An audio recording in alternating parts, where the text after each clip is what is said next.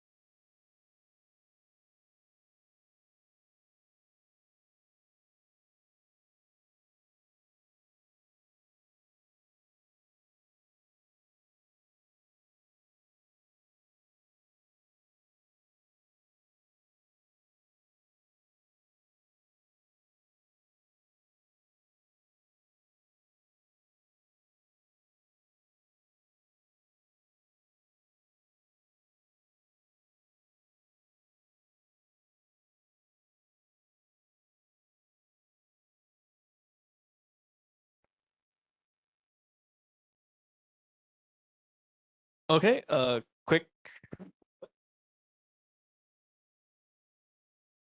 Ken or Tom, are you able to hear us? Hey Nathan, yeah, I can hear you. This is Ken. Okay, perfect. Okay, and HFD, so calling us back from recess, and HFD just showed up, so we'll go ahead and have them step right up. All right. Hello, good evening. We are, all right, Engine 3, 3rd Platoon, Makiki. Firefighter Youth with me, I have Firefighter Elenecki, Firefighter McDonald, and the captain today is Danny Go. Here is the information for February 2025. Incident statistics for fires, we responded to 2 structures, 2 nuisance, which includes rubbish fires outside a structure or vehicle, and 14 activated alarms with no reports of fire. For medical emergencies, we responded to 131, 1 motor vehicle collision with a pedestrian, and 12 motor vehicle crashes or collisions. Our safety tip for March 2025 is about smoke alarms. Smoke alarms are crucial for saving lives and play a key role in a fire home escape plan. When installed properly and maintained correctly, they provide early alerts, giving occupants the chance to evacuate quickly. Install smoke alarms in every bathroom, outside each separate sleeping area like a hallway, and on each level of the home. Test smoke alarms at least once a month by pushing the test button, and replace smoke alarms when they are 10 years old or stop responding when tested. Are there any questions for the fire department at this time? Starting with questions from the board. Richard. I'm going to ask. Yes. What we heard, we saw in LA. So, and I'm sure you folks talked about at that certain point, there's, you folks can do a lot. House goes on fire, but in an extreme emergency, months of drought, heavy winds, a fire starts up in the mountains, start coming down. Well, what do you folks talk about and what happens then? So that kind of big incidents or we have to activate more resources are not discussed at the company level. We're responsible for a certain geographic area. When it comes to large scale incidents, that'll be handled by our battalion chiefs, our incident management team, and our cabinet. Yep. Okay, and a question, if you don't mind coming up to the mic, thank you very much. question. So, I'm on Green Street and, I was wondering, like, I know with the police department, I have. If you could give us your name, please. Oh, Rich Kaz. So I have a, Cry Wolf program. So with the alarm system, so if there's, false alarms, we get charged $100 after 3 times, I believe. Is that also with the fire department as well? Because you folks are constantly at 1427, often, and, you guys go through a lot just to get out of the trucks, put the trucks down, do everything. Is that something that you guys can look at to maybe help the program, the Cry Wolf, similar to what we have for the police department, for you folks for false alarms, because you guys are going there, takes about 20 minutes, maybe half an hour to get everything set up, and then it's just a false alarm. Is that something you guys can look at to help the program? So for that specific property or any kind of property that, is in the construction phase before the residents move in, they test the fire alarm system, if they're installed sprinklers, smoke alarms, and that kind of thing. Any kind of ongoing construction can also trigger the smoke alarms depending on what kind of detector it is. So yes, we have gone to that particular property often because they were having some troubleshooting issues with their system. We're not able to kind of build statistics to support that particular program. We are just called for a response for an activated alarm, and we'll respond regardless of the number of times that it happens.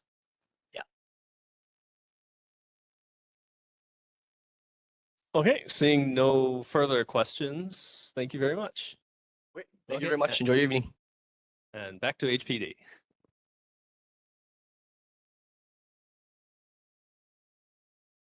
Good evening, Chair, board members, community.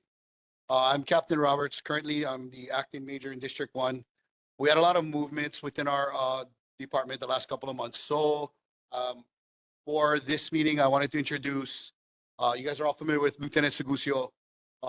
Lieutenant Lee, Henry Lee, he's taken over for Lieutenant Segusio on nighttime. He's the night watch lieutenant. Sergeant Casabar is assigned, he sometimes acts as the acting lieutenant if the guys are off, but he actually has this area as his area of responsibility. And some of you already may know Sergeant Wakabayashi. He likewise is in this area, but during the daytime. So if any kind of questions are directed, maybe days or nights, I have both sergeants available to answer those questions. But for the statistics, Sergeant Casabar.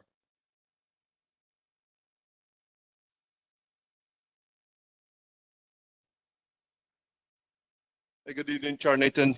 I'm sorry. Good evening, Chair Nathan Char. I'm Sergeant Casabar. So I represent the Honolulu Police Department District 1 Community Area of Responsibility. The information provided today represent the total amount of cases on your area. For more statistical information, the general public can go to our HPD public website at honolulupd.org. Yeah, so for District 1 Neighborhood Board number 10, February 2025, motor vehicle theft this month is 15 and previous is 21. Burglary is 10 this month, previous is 3. Theft is 34 and previous 37. UMV, we have 8 this month, previously is 11. Assault was 8 and previously was 9. Sex assault is 3 and previous is 2. Graffiti is 0 this month and last month. Drugs this month is 4 and previous is 3.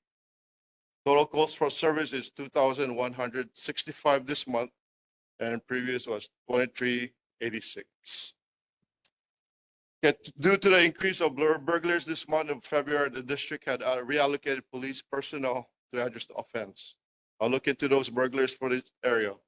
The most were commercial burglaries, but there were 2 burglaries that occurred in the area of Browntown Drive.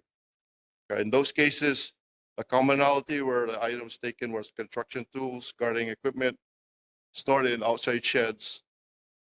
The commercial burglars occurred south of the freeway, but still in your area at the storage centers. Which lead me to the highlighted cases for this month. On October 18th, crime reduction units, CRU, as well as Night Watch Patrol arrested a 47-year-old male for burglary under report number 25065-861. The suspect was observed by witnesses breaking into a storage locker at 868 Queen Street. Crime reduction units and patrol units responded and caught the suspect male within the facility without incident. We at HPD will be monitoring the burglars in the area to see if the arrest of the suspect causes a drop in the numbers. District 1 is also conducting park and lookout sweeps to reduce homelessness issues from arising. We are also in the midst of spring break. So we are asking the community drivers to be more aware of increased pedestrian foot traffic in the area of park and intersections. We have recorded 17 motor vehicle collision deaths since the beginning of the year. The safety tip of the month of March will be with the regards of warrant scams on the rise. We are advising our community members and Kupuna to be very skeptical of the calls from any law enforcement entity stating that they have an outstanding warrant. No law enforcement organization contacts anyone with regards to warrants and asks for warrant payment via gift cards or loadable credit cards. Immediately end the call and contact police services to report the incident. Do not send payments. At this time, I'm going to yield back the rest of my time so I can take any questions from the board members, then from the public attendees. Okay, starting with Claire. Thank you, Chair. Thank you, HPD. Two things, and I think because you folks missed last month's meeting, but I know at 1617 Alapai Street, there were 2 burglaries where the theft was the EV charger and then bicycles. I don't know if you know about it or have any follow-up on it, but we do have an increase in trouble on that dead end section of Alapai, right where it comes to Punchbowl slopes. The second thing is, I'm going to give you a leftover from Lieutenant Sagusio. We have a 5-way intersection there at Prospect, Iolani, and Alapai that we a year ago had stop signs, made it a 5-way stop, thinking it would improve traffic. And the messaging I'm getting from my neighbors is, and I quote, "Good morning. I fear for my life at that 5-way stop every morning. No one knows how to do it, and so much people run the stop sign." So Lieutenant Sagusio was to be following up on that, the stop and goes and the outright running of the stop sign, because we all have the perception of the stop sign making it safer. It's actually now more dangerous because you're a pedestrian or a driver and you think people are going to stop and they're not stopping, and they'll yell at you and beep their horn at you. So if you would kind of take up the mantle on Lieutenant Sagusio's project, we'll have it on the board agenda for next month. Yes. And I've already talked with Tyler Dos Santos. Okay, we'll do, ma'am. Thank you. Thank you, Chair. Chuck. Thank you all for all your hard work, all of you in HPD. My concern is the intersection of Lunalilo and Pensacola. All the cars that are heading toward the on-ramp. Every day there's just plenty cars just running that red light. I know you guys addressed it before and it kind of subsided, and I know you don't have all the resources to address it all the time, but I just wanted to put that on the radar that that's an area that, I'm surprised that we don't have any major accidents or anybody getting hit by a car. So if you could just put that on your radar and whatever you could do to address that, I would appreciate it. And so would the residents around there. Thank you. Will do, sir. Okay, are there any other questions from Richard? Yeah, thank you for being here. I want to bring up something that's been brought to our attention, multiple board meetings going back a few months, concerning Tipsy Pig 2, reckless speeding, excessive noise. We've had a community member come to meetings multiple times. Sounds like she has a real gripe and a concern, public safety, noise on weekends, where this racing club apparently, from what I've heard, and she testified that there's a racing club that meets at the Tipsy Pig on weekends. And Yeah, what can you tell us about that situation? Yes, sir. So past few weeks, we've been aware of the situation. Actually, we've been increasing our checks with the club and as well as citations whenever it's a weekend or whenever we see a lot of vehicles or racing vehicles in our area.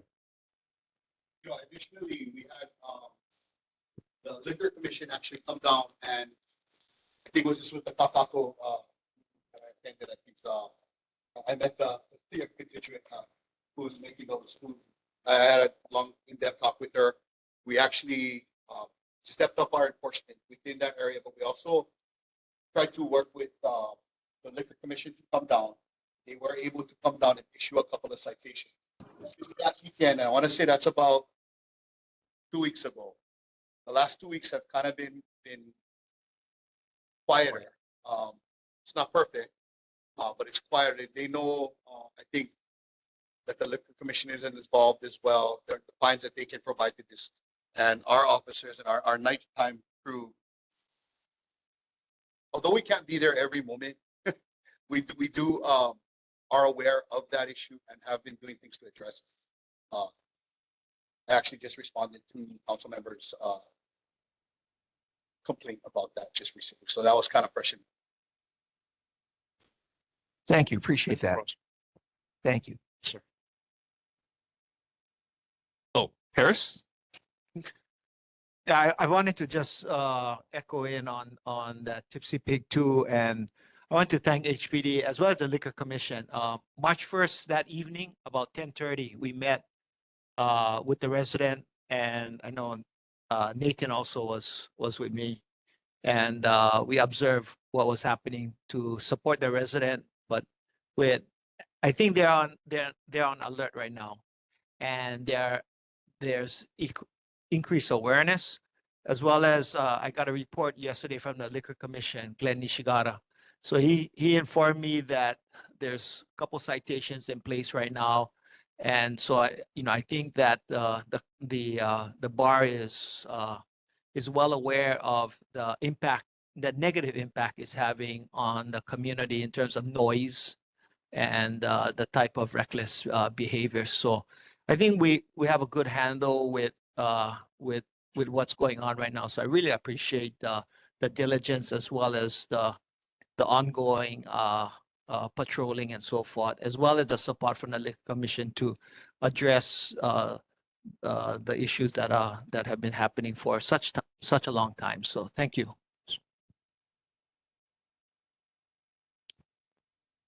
Okay, any questions from the audience, since we have really the all-star crew here? So if anyone has any questions, now is a great time to ask.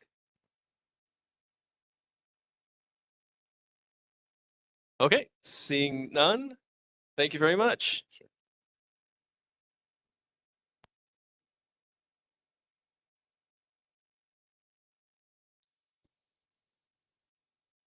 Okay, and moving on to the Board of Water Supply, Michelle Harmon. Aloha, everybody. Michelle Harmon with your Board of Water Supply report for March. I have two main breaks for you. One was February 2nd, and it was an 8-inch pipe installed in 1934 at 2098 Makiki Heights Drive. Another main break at Mauna Laha Road on February 22nd. That was a 4-inch pipe, and the installation year is unknown. For our general water announcement, we have many positions open at the Board of Water Supply, including in areas of engineering, information technology, customer care, and administrative roles. So we have great benefits, job security, and opportunity to grow and make a difference. Folks can take a look at our jobs page at www.boardofwatersupply.com/jobs and or call 808-748-5160. And then I have one question to answer for you from last month. So we had Richard Kawano, and he asked about the fires in LA and asked if all the hydrants are going, how long would we have water? And then he asked if there were any studies or data. So I have a response from our information officer, Kathleen Pahinui, and she says, This is there's no easy answer, as much as of it depends on the size of the fire.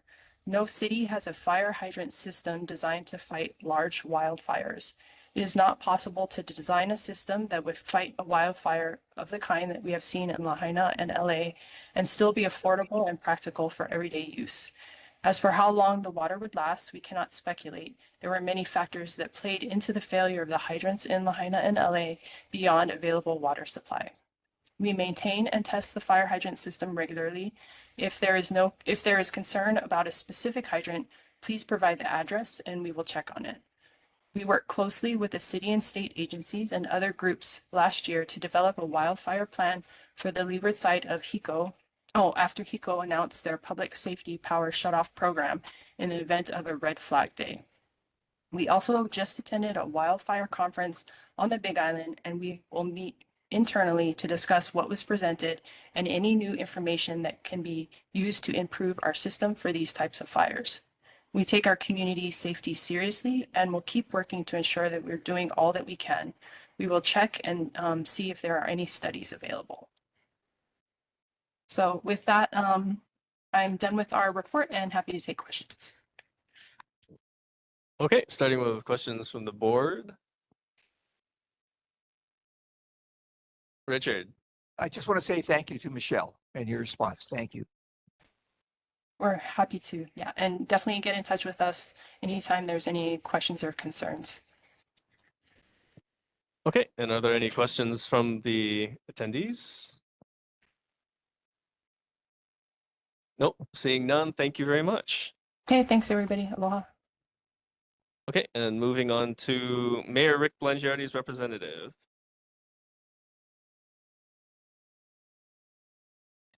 Hello, good evening. Johnson, I just want to head around the corner. I am the new representative from the mayor's office. I'm the deputy director for the Department of Customer Services. And I just wanted to share some highlights from this month's mayor's newsletter. And if you are interested in anything that I'm sharing, this newsletter is available on the mayor's website and can be found at https://www.honolulu.gov/mayor, that's MAYOR/newsletter. So the first thing that I wanted to share is that the City and County of Honolulu kicked off phase 1 of Wahipana Storied Places last month. It's a new public art initiative that brings our island's rich cultural heritage to life. It's led by the Mayor's Office of Culture and the Arts, or MOCA, and supported by a $1 million grant from Bloomberg Philanthropies Public Art Challenge. This project transforms familiar spaces into living stories through art installations. So the first phase has begun, and there's 2 more to come. Phases 2 and 3 are set to launch in May and September of 2025. So stay tuned for more incredible art that celebrates Oahu's history and stories. The next announcement is about last month, the mayor and Governor Josh Green jointly unveiled a new innovative transitional shelter to address homelessness on Oahu. The facility, called Kumu Ola Ho Iwale Transitional Shelter, prioritizes brain and behavioral health, especially for homeless individuals with a history of mental health, memory, or brain injury challenges. Located at Iwale Center, which was acquired by the city last year for affordable housing development, the transitional shelter consists of 13 housing units with a capacity of 24 residents. The shelter, in partnership with Brain Health Applied Research Institute, focuses on restoring brain function and helping residents to improve their cognitive abilities, which enables them to seek more permanent housing solutions. Kumu Ola Ho is the latest example of strong collaboration between the City and County of Honolulu and the State of Hawaii on homelessness-related issues. State funding is being used to secure the Institute for Human Services to manage the shelter, which is located in a city building. By summer 2025, the city plans to have opened three additional shelter units with a total of 100 shelter beds within the Ivale Center complex. My next announcement is that last month, Mayor Blangiardi announced the appointment of Roy Miyahira as the City and County of Honolulu's new Director of Homeless Solutions. Mr. Miyahira will work closely with city agencies, service providers, and community partners to develop and implement strategic initiatives aimed at reducing homelessness and improving access to essential services. He will also collaborate with the state and Governor Green's office on homelessness to ensure a unified and coordinated approach. I also have an important announcement to share that the Federal Emergency Management Agency, or FEMA, recently restudied flood hazards across multiple streams on Oahu and has released a preliminary update to the island's flood insurance rate maps, or FIRMs. As part of the update process, a 90-day public appeal and comment period will open from March 13th through June 10th, allowing residents to appeal changes to their property's flood risk designation, provide comments on the maps, and ask questions. Due to the firm updates, some properties may be classified as special flood hazard area for the first time. Property owners in this area who have a federally backed loan or mortgage will be federally required to purchase flood insurance when the maps are finalized. Properties in these areas will also be impacted by more stringent building requirements. To check if your property is affected or to find out how to provide feedback to FEMA, you can scan a QR code that is on this newsletter. So I'll leave a copy here, but also you can visit the mayor's website at the address I provided earlier. And then my final announcement is that Oahu earned National Bicycle Friendly recognition. Mayor Blangiardi is excited to announce that the League of American Bicyclists recently designated Honolulu as a bicycle-friendly community at the silver level. Honolulu is one of 91 communities in the country that received the bicycle-friendly community designation, and we also moved up in the rankings since the last review cycle in the 2018 to 2022 period. New review cycles occur every 4 years. As the city's bicycle infrastructure continues to expand, including new protected bike lanes throughout urban Honolulu, the city aims to promote bicycling as a healthy, affordable, and sustainable method of transportation. I'm sorry, I have one last announcement, which is that the City and County of Honolulu and the Hawaii Food Bank are partnering for a food drive, and your neighborhood assistant will be collecting donated canned goods at the April 25 regular meeting. And I'm happy to answer any questions that anyone has. Okay, we'll start with John, then we'll go next with Claire and Harris. So, John. Yes. So what's Honolulu's ranking now? For the bicycle? Yeah. Just says that we're at the silver level. I can find that out for you.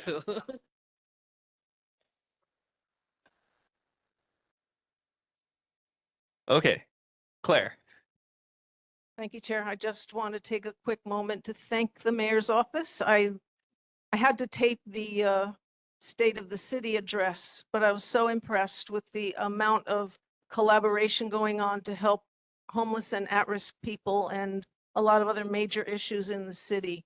It's a huge undertaking, and I was really impressed by that State of the City, and thank you for that hard work. Thank you for the compliment. Okay, Harris. I wanted to bring to the mayor's attention, and I know that our city council is aware of Bill 7. And through our Nice Neighborhoods Committee, we've been following up on resident complaints. And really, I think when you talk about Bill 7 and the support for affordable housing, that's well and done. However, I think there has to be some type of monitoring and vetting process in terms of the I would say the people that are brought into these affordable housing units. We talked about, and we've actually been working with residents which surround the development of 1427 Ernest Street. And so that building has changed I guess what that neighborhood used to be.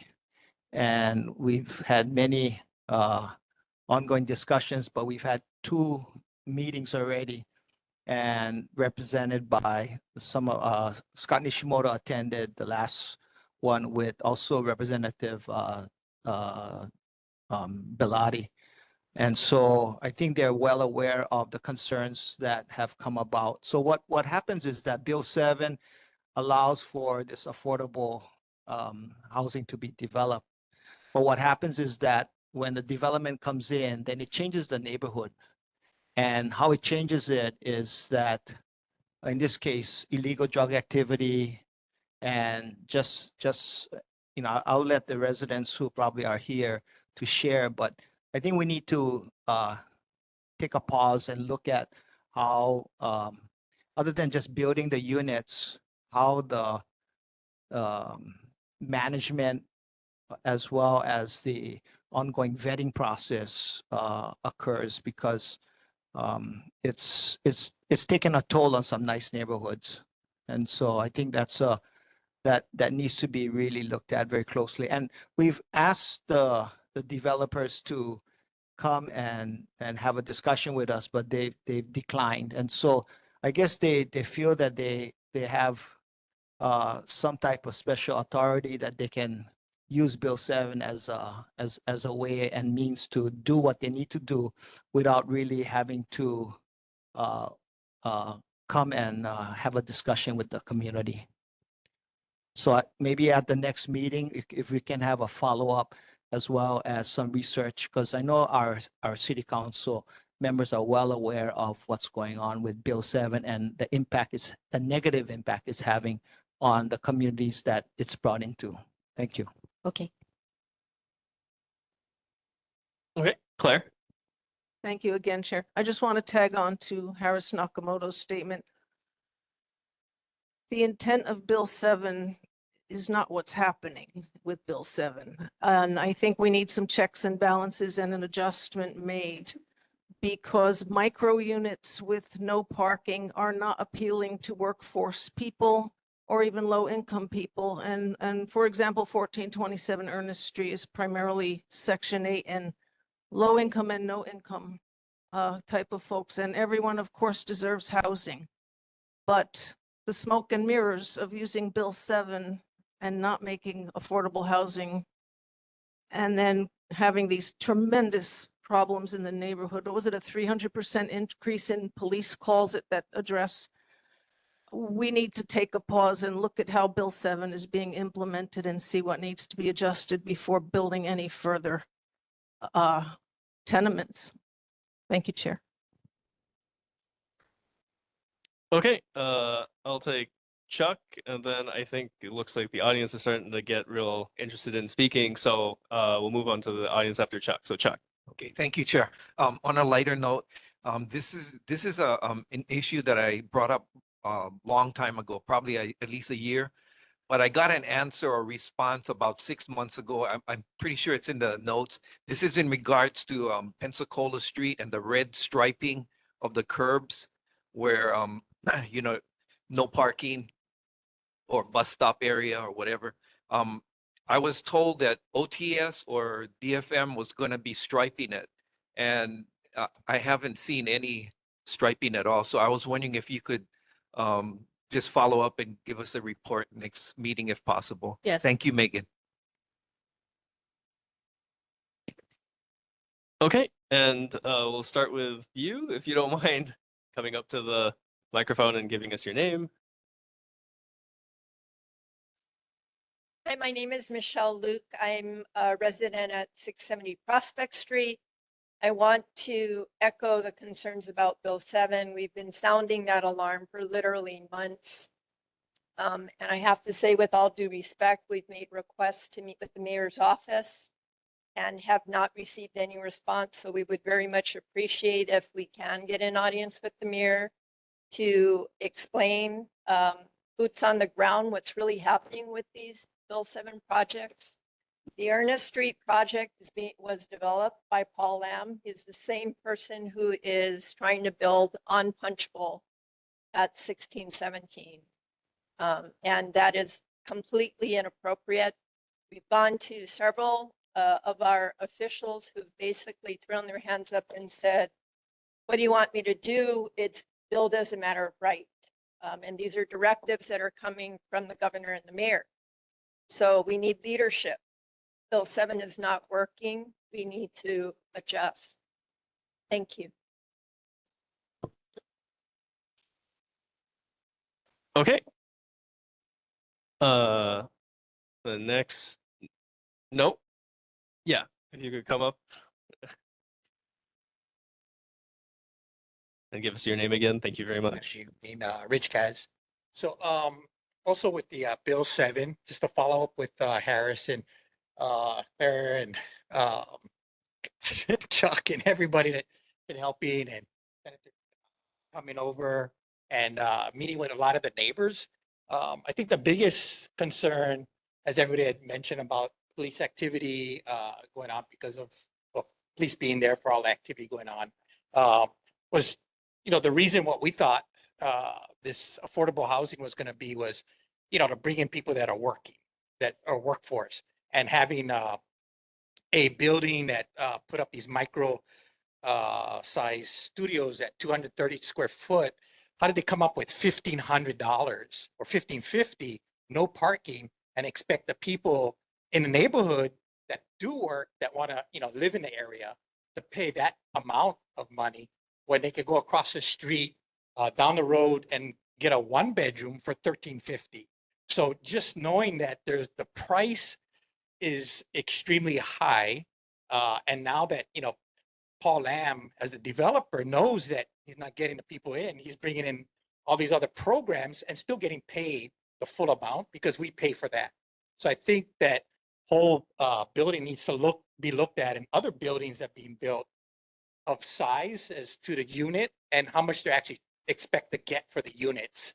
Because if you can go across the street and get a 1-bedroom with parking at $1,350, why would you want to rent in a small micro unit at $230? And I think the biggest thing, and I'll stop there, is that with Paul Lamb, if he's building in our neighborhoods, he should be part of the community. Come to our board member meetings, meet with the neighborhood, be a good steward, because he's building several buildings in our neighborhood. And it should be something that the mayor should be looking at to make sure that, Paul Lamb is part of the neighborhood, or landscape, and helping the neighbors. And I'd appreciate if that could happen, because he's not showing up at any of our meetings or even here. Thank you. Okay, are there any further concerns? If not, I'll share one from the community that I received. So on Akala Lane, which runs one way from South King Street to Young Street.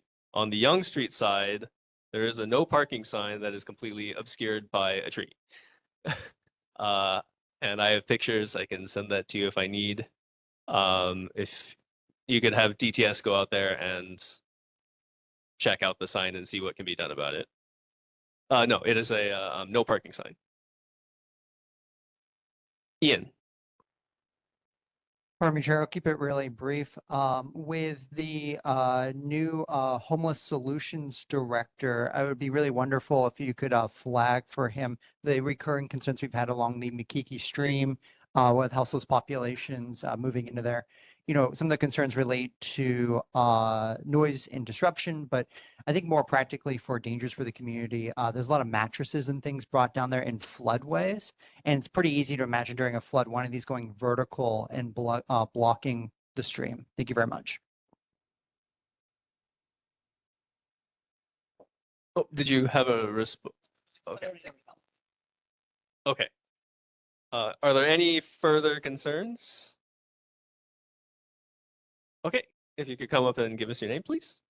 I'm Ann Smoke. I'm a resident, and I'm just going to echo. I just got here. I'm sorry I missed it, but I know what everybody said. I echo what they're saying. Bill 7 is it's just out of control. There's no reins on it, and it's going to destroy neighborhoods.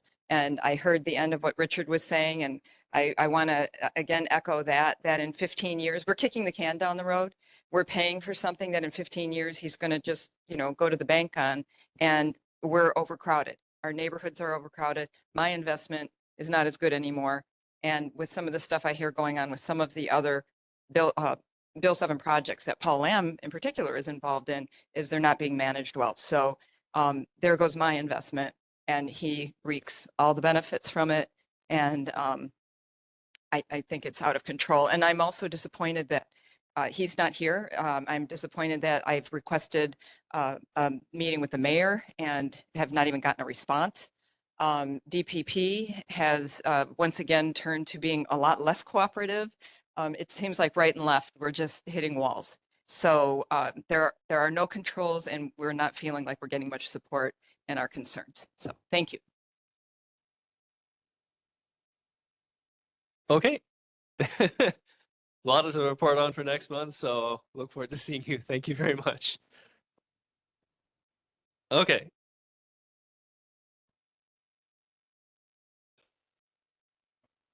Yeah.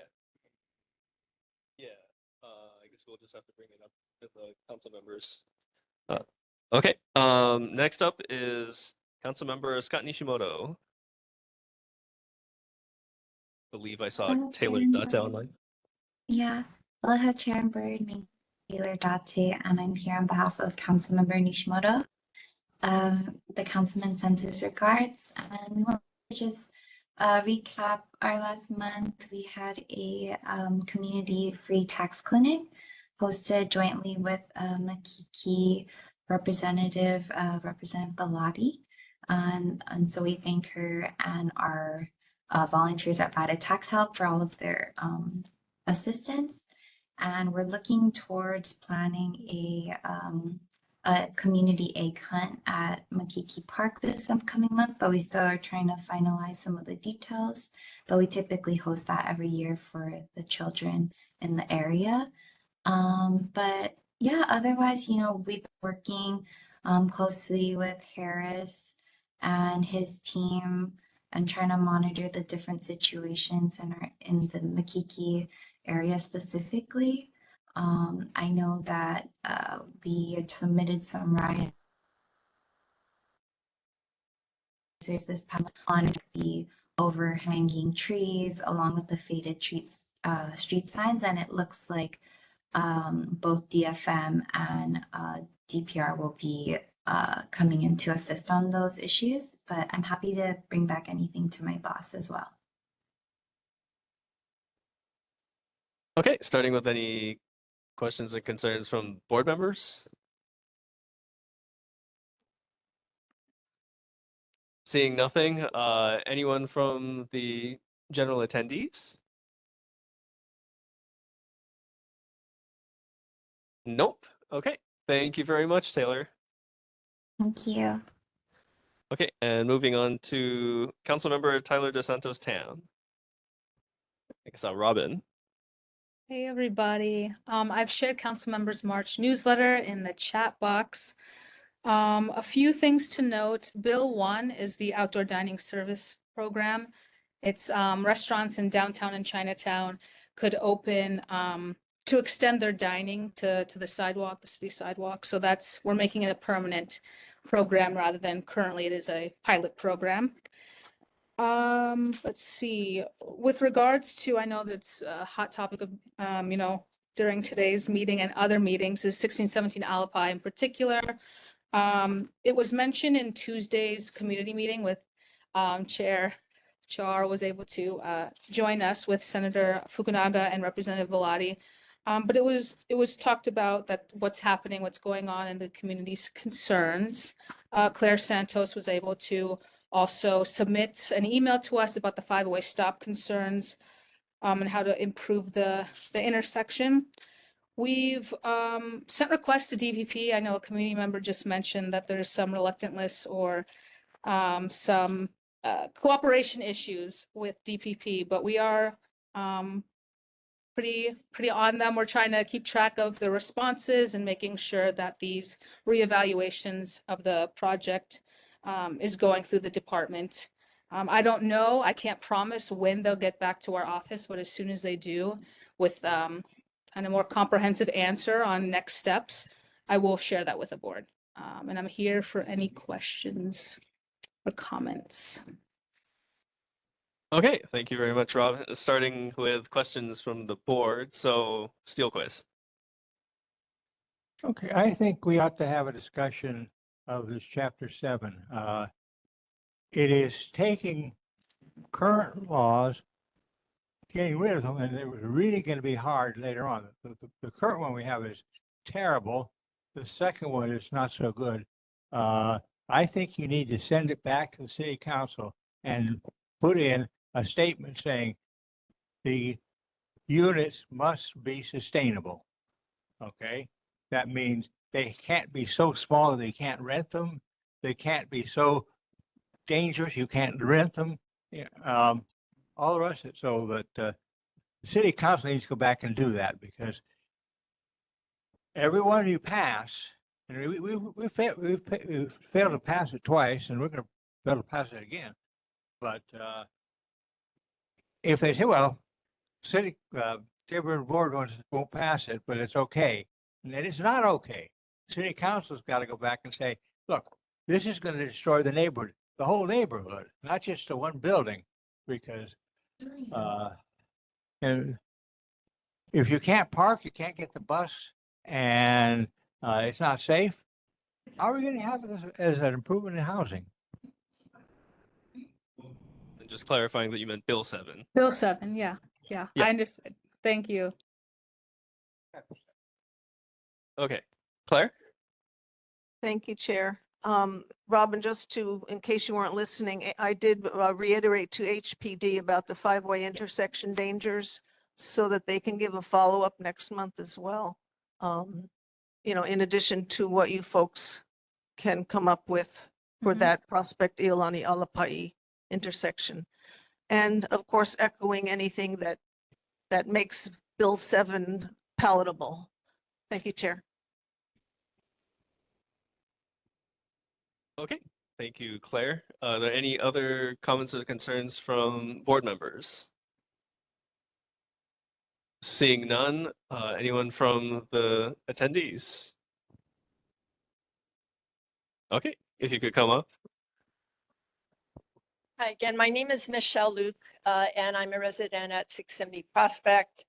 I had a brief discussion with Tyler a couple nights ago at the community forum about this. 16, 17, and Bill 7 generally were not really the subject of much discussion at that forum, to my disappointment.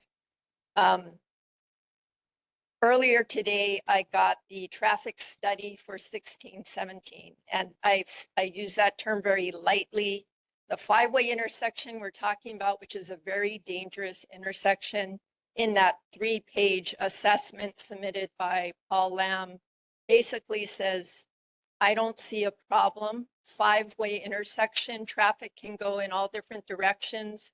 It shouldn't really congest the neighborhood. And yes, there's no parking, but people can find parking off the streets. If you're up there, you know there's no parking already available. I would very much appreciate if Tyler and your office would take a look at that 3-page assessment and actually comment, weigh in with DPP on that. That is not a sustainable project for that location. That 5-way intersection is already dangerous. So if you could please follow up with that issue when you're able, I would appreciate it. Absolutely, thank you. Okay, and seeing no further questions or concerns for Robin, thank you very much. Thank you. Okay, and before we continue, so the next part is State of Hawaii elected official reports. But I know there's several people here for various resolutions coming up. And I just wanted to let you know that we currently do not have quorum. I have been trying to contact the other board members to see if they can show up, but to no avail. So basically, our resolutions will not pass because we don't have quorum coming up. I'm hoping that somebody shows up during our official reports, but I'm just letting you guys know. And by the time we get to board business and we have not still gotten quorum, I'll definitely let you know again. Chair, Yeah. point of information, just so we can all follow along with you. How many people do we have online and how close are we to quorum? So we have one person online. So we're one away from quorum? Yeah. Okay, thank you. Yeah. Thank you. The worst part about that is because we don't have quorum, we can't even approve new people to the board, appointing people to the board. So, wait, oh, yes. Okay. So with that, we'll get back into the elected official reports, starting with Governor Josh Green's representative, Russell Payne. Aloha. Thank you, Chair. Aloha, everybody. Thank you for having me this evening. I did want to let you know I put the governor's March newsletter in the chat room. So there's a link there. And I did want to draw your attention to one article in there. I think it's towards the end. It's about Operation Hire Hawaii, which the governor has launched to support individuals who are being impacted by layoffs at the federal level. So if you can take a look at that.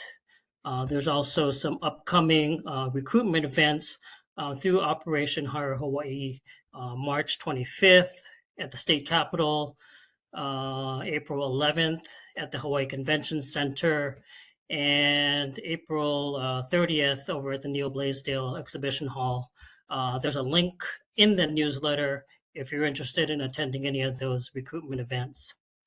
Also wanted to let you know that Governor Green has appointed June Yang to head the State Office of Homelessness and Housing Solutions.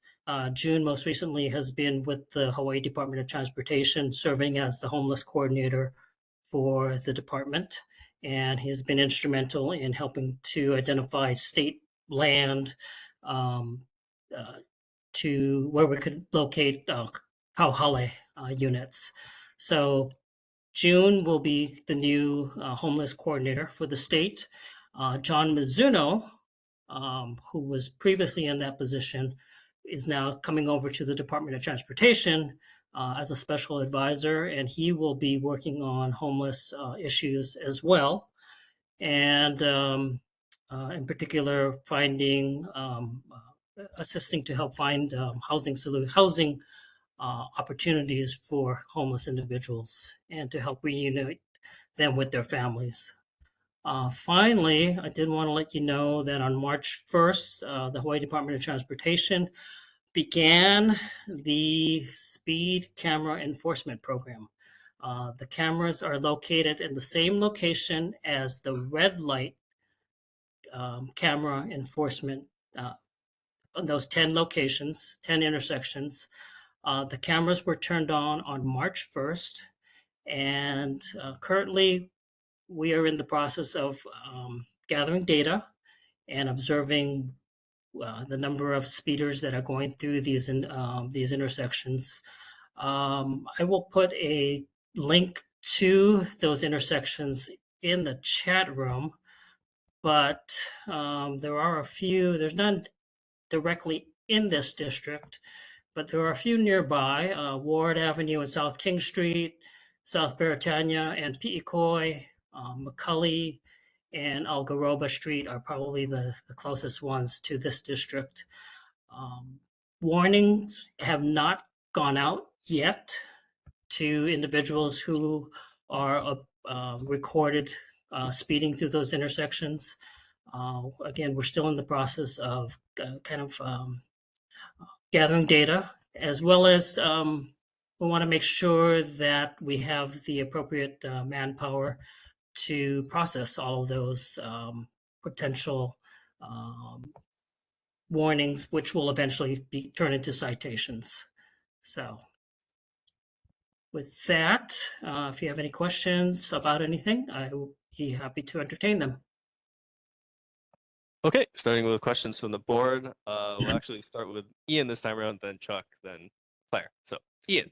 Thank you very much. I have the same question I always have when we expand the use of red light cameras and speeding cameras. Many states and municipalities that have implemented these give bonuses to the companies that operate them, which then turn around and advocate for things like shorter yellow lights or lower maximum speed thresholds. I just want to confirm that the contracting company and that runs the software and that makes the actual cameras doesn't receive any sort of performance pay or anything along those lines?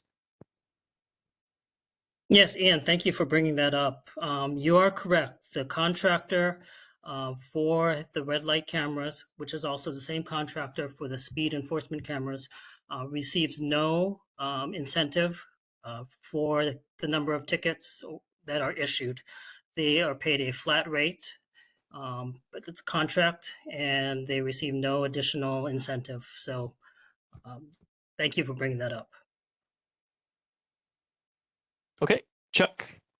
Yeah, Russell, piggybacking off of Ian's question regarding the red light, does the insurance company get notified of these infractions, or do they have access to the database?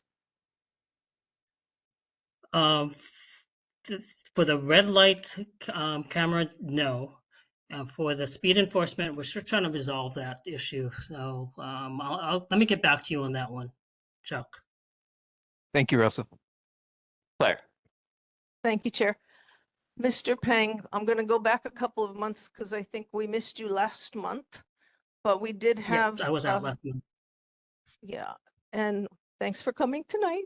And I had a question for you because it was again with the Bill 7 issue where the developer does not come and present to the neighborhood board or any community board, and this entitlement by right or whatever it's called, these are taxpayer dollars funding Bill 7.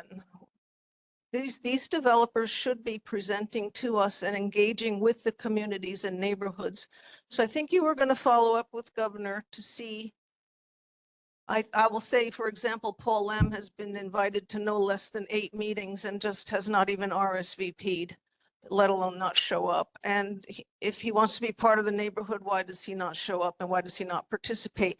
I don't think he should be allowed to hide behind Bill 7 to do what he wants. So I would certainly, especially when he's doing it with my money.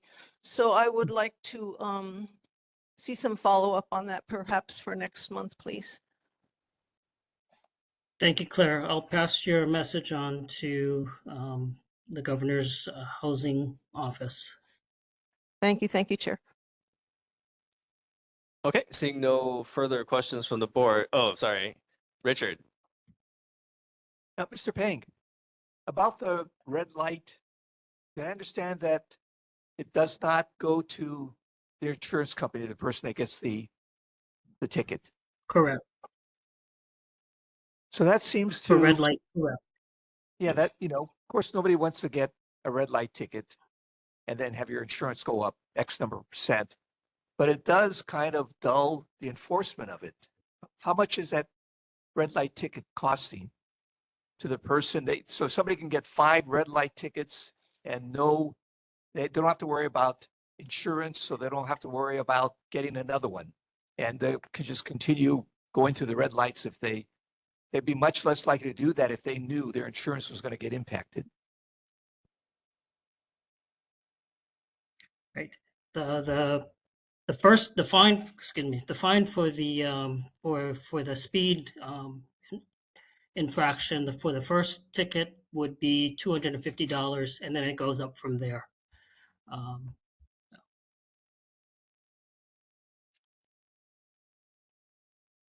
And what about for the red lights?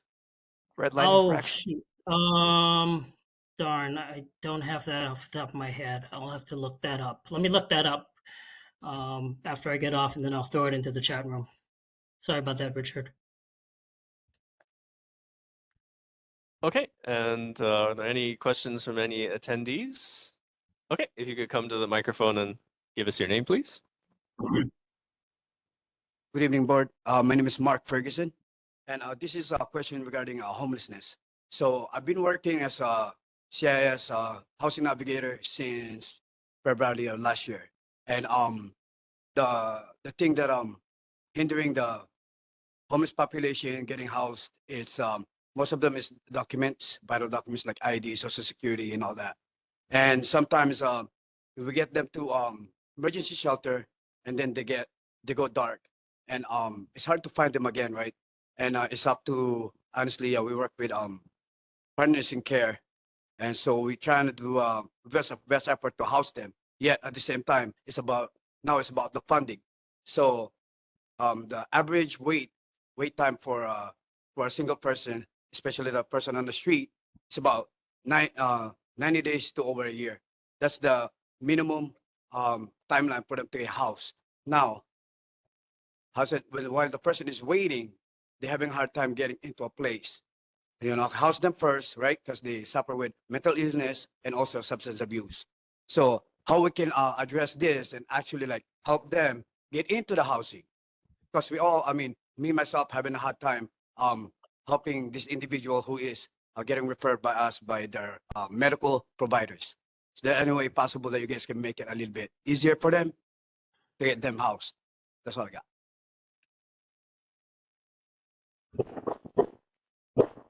Sorry about that, dog.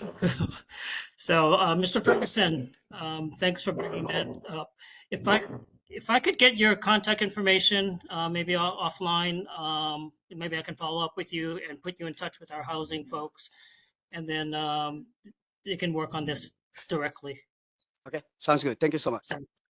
Thank you, sir. Okay, are there any further questions or concerns? Seeing none, thank you very much, Russell.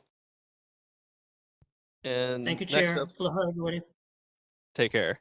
Next up, we have Senator Carol Fukunaga.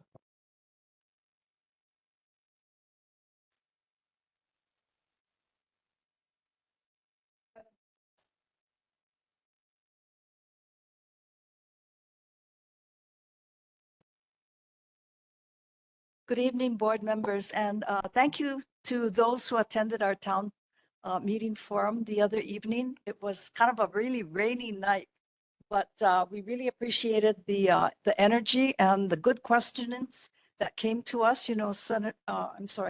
Representative Bellotti did a lot of homework on federal funding cuts, and so I think we are really going to be focusing particularly on schools, healthcare, human services, and the like in our area. And I think what was most encouraging during that town meeting was the fact that people were interested in looking for solutions. So one of the things I wanted to highlight tonight is that we have a new director of Department of Law Enforcement. This is former HPD narco vice head and former homeless really solutions guru, Mike Lambert. Tomorrow is our confirmation vote. And one of the things that is really most encouraging is that he is a really big believer in community engagement and getting involved with communities in order to solve tough problems. So I know for some of the students from Roosevelt and Stevenson who had written to us about the dangers of fireworks and how concerned they were, and all of the complaints that the board has received about those illegal bombs that go off either before the holidays or after the holidays. We are going to be making a concerted push with Department of Law Enforcement as well as the schools in the area. So if people are interested in getting involved, I think this is a really good opportunity for us to do so, because it will also help us for those who have raised concerns, about the homeless encampments along Punchbowl, a lot of the other issues in and around the area and in neighborhoods where there's a lot of competition for limited parking and street activity that is occurring. I think if we mobilize with all of the appropriate agencies, HPD, Department of Law Enforcement, our community partners, this is a really great opportunity going forward. I mean, it's not that we welcome federal funding cuts, and every day we're finding out more about new services and new programs that are being reduced. But I think in the meantime, while we kind of get a handle on how much of an impact it's going to have, we can start now to really mobilize around what we at the community level can do. So my report has kind of a brief summary on the status of some of our fireworks legislation. We have 3 Senate bills and 3 House bills that are still in motion. And as you can see, most of them are really focusing on increased enforcement. So that was where the question about whether or not we would be able to do things like community engagement, education, working with the schools, bringing in, law enforcement, and then developing community organizations that can tackle some of these issues are really very timely. Last month or earlier this month, the Papakolea community held a health fair at Lincoln School. And one of the things that the homesteaders in Papakolea were very proud to report on was during the Christmas holidays this past year, they had organized a Firewise project. So for kupuna who may be, living on their own, don't have other family and people to kind of look out for them, part of their project involved this doing kind of a quick survey of their homes, the perimeter around their homes, and providing them with Firewise blankets. So in case they had, encountered or they did have a fire within their kitchen, etc., they would be able to put it out immediately.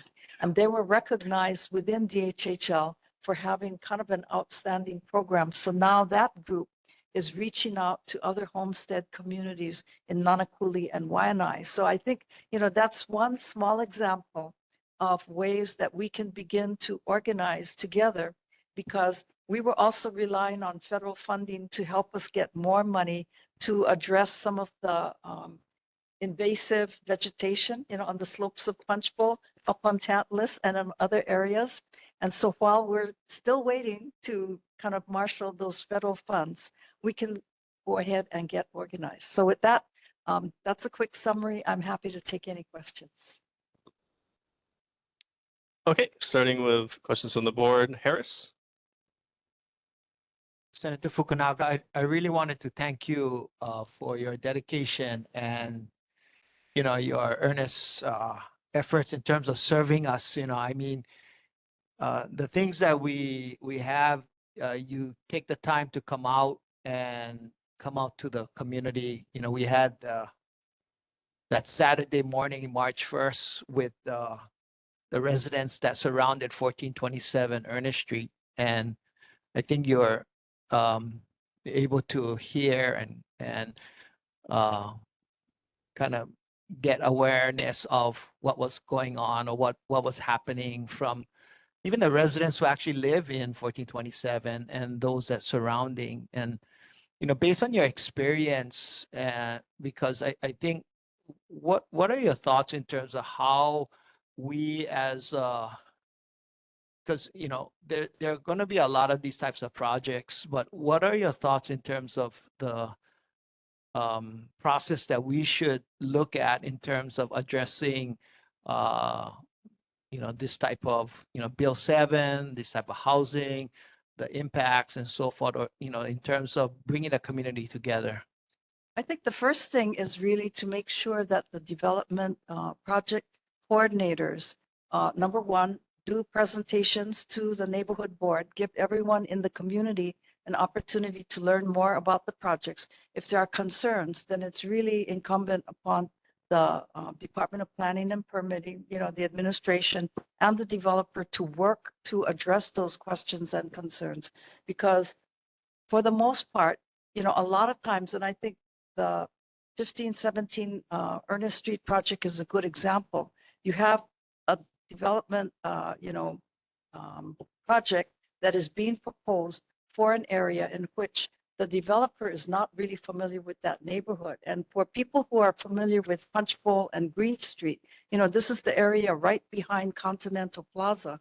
It was always a very quiet little neighborhood, peaceful, trees, sidewalks, not large buildings, but, kind of 2-story, 3-story, 6-story, etc. And so now, when you see the impact that this particular structure has brought to that community as a result of some of the occupants, some of whom may not be as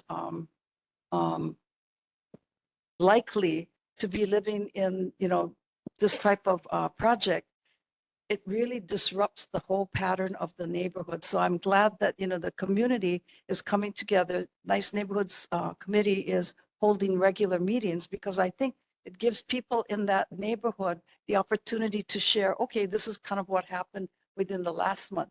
Okay, we filed these police reports. Here's some of the drug activity we have reported. These are the same individuals that the police is aware of.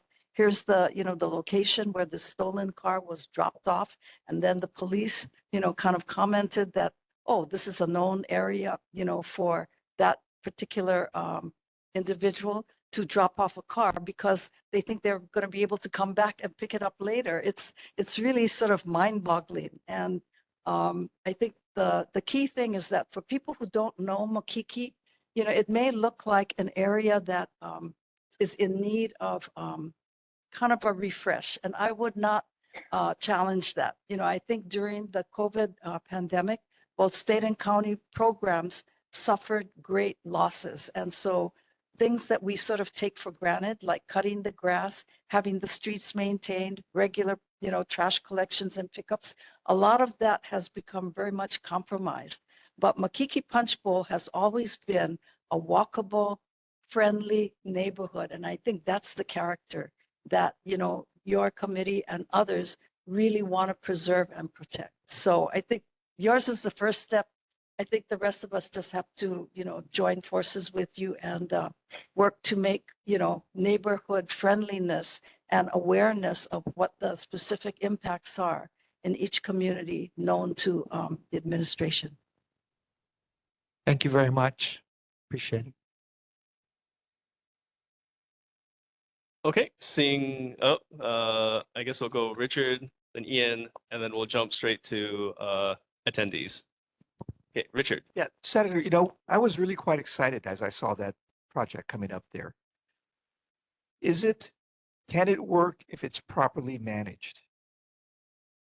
I think from the comments that we received from neighbors, during that last meeting, it sounds as though the size and structure of the project is such that it's going to be hard to find an appropriate rental tenant mix. And so I guess one question is for the city to look more closely at the economics of that project. And if it is not really feasible as a private, rental type of operation, then we have to examine whether other kinds of uses might be more appropriate. Because I can see where if you had management for perhaps a different kind of facility, you might see greater stability. Okay, Ian. Senator, I see in your report that you had mentioned Mike Lambert. Of course, he's the nominee to lead the Department of Law Enforcement. And you rightly call out some of his great qualifications here. I would note that this board worked closely with him on several resolutions related to the illegal game rooms. Looking up the mission of the Department of Law Enforcement, a lot of it seems to be about engaging with Homeland Security. Do you foresee any ways that this neighborhood board, because we already work well with HPD, should be looking to collaborate on some of the community's issues related to crime with the Department of Law Enforcement in the future? Thank you. I think the way that Director Lambert, envisions the department being a much stronger partner for HPD in terms of fireworks enforcement is that he understands what some of the limitations have been, in terms of prosecuting violations in the community. And so I think he really has some good ideas about making use of some of the key features under HPD, as well as beefing up what Department of Law Enforcement can be doing. And so law enforcement would really become a partner to HPD, and they would be coordinating enforcement, securing tips and other kinds of information in ways that I think are very similar to what he has done in terms of illegal game rooms. I think one thing that he has always said is, he never goes to an area or into a community and expects to find out exactly what is happening until he first builds trust in that community. And he works with community leaders, he works with nonprofits and other organizations. So his goal is really to become a trusted partner for that community. And so, in Waianae, he has done that, and they have been tackling a lot of the, gun violence, et cetera, with, new strategies. But I think on the law enforcement and narco vice side, he has demonstrated, some very creative tactics in ways that, they have been able to secure a lot more investigations, prosecutions, and actual forfeitures of those properties. Thank you very much, Senator. So what I took away from that is the board, if we're looking at future resolutions related to fireworks, might want to CC them, and that might apply, depending on the direction he takes it, to things like firearms and illegal game rooms as well, depending on the way the department goes. Right. Thank you very much. Okay, are there any questions or comments for the senator? Yep, if you could come to the microphone. Quick one, Rich Cass. Thank you so much for coming out Saturday. You saw a lot of the neighbors getting together for this event. So what I wanted to bring up was that the neighbors are really engaged. We brought it to the neighborhood board, to the nice neighborhood, and the community's there. And it seems like we're bouncing off these walls because, how's it going to get up to the mayor, the governor? I mean, we're looking to you folks to step up and see how we can actually do a little bit more. And I think the biggest thing that we're trying to do earlier was to pause, right? To say, hey, we got these other buildings coming up. Let's think about what's the next thing that we need to do. And we're really looking for everybody above on the leadership side to take that next step to help us, especially the board, the neighbors, because we're here, we're there, we're doing things. Hopefully we can make another step with, leadership, stepping up and making something happen. But I appreciate you coming out. Well, and I think, one of the keys is going to be working between state and county agencies, with respect to the way that the tenant mix doesn't seem to be as solid or stable, which then results in a lot of activity that impacts the neighborhood. It might be that both state and county agencies should be evaluating, how well that operation is working for the type of community it's being built in, and then see whether or not a different model might be more appropriate. Okay. Okay, thank you very much, Senator. And we'll go ahead and move on to Rep. Della Bellotti. Good evening. Thank you, board. Thank you to the attendees there. I apologize that I'm not there with you in person. Today is a deadline day here at the legislature, second lateral filing for bills. We are moving in closer and closer to our crossover, our second crossover phase, and then we'll be heading into conference in early April. I want to thank everyone who was able to attend our community forum. I have been really focused on two things.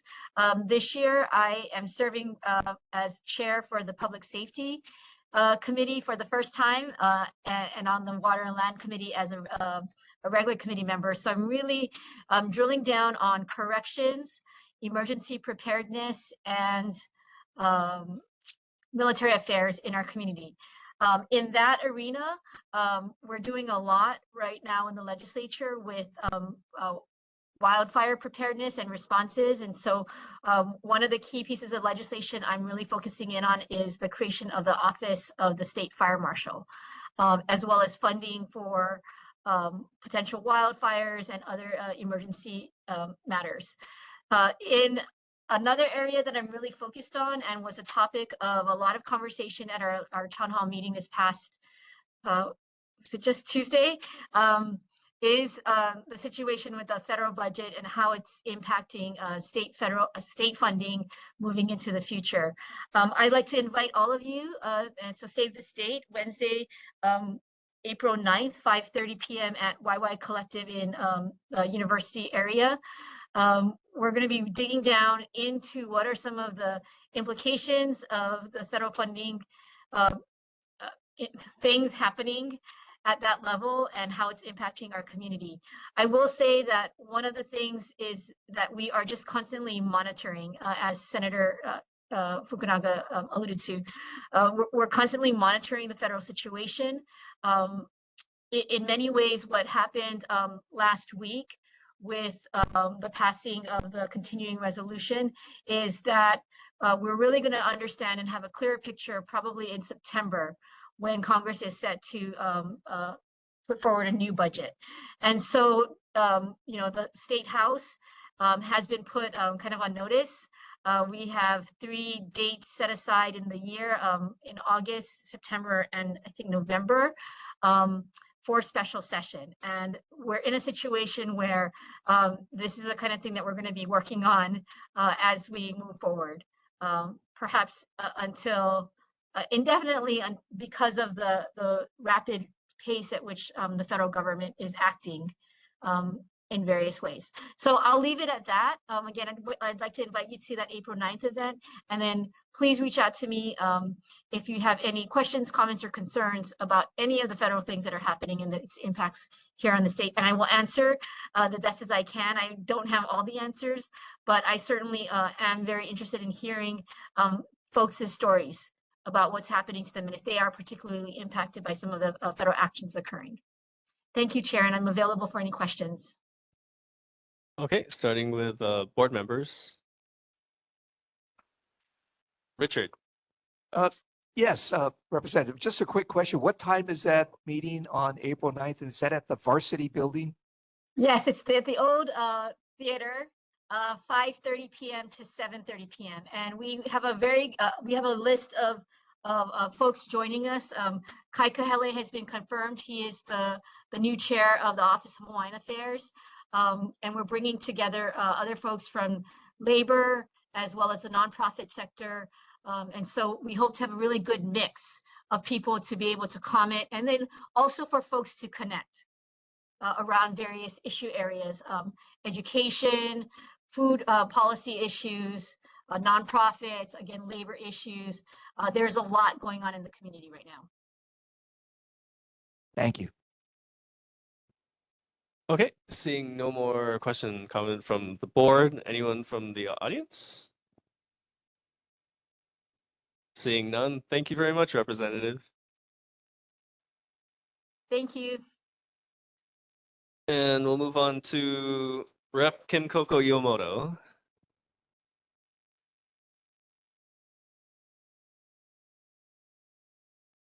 Is there anyone from Rep. Kim Koko's office? Okay, seeing none, we'll go ahead and move on to Rep. Ikaika Olds.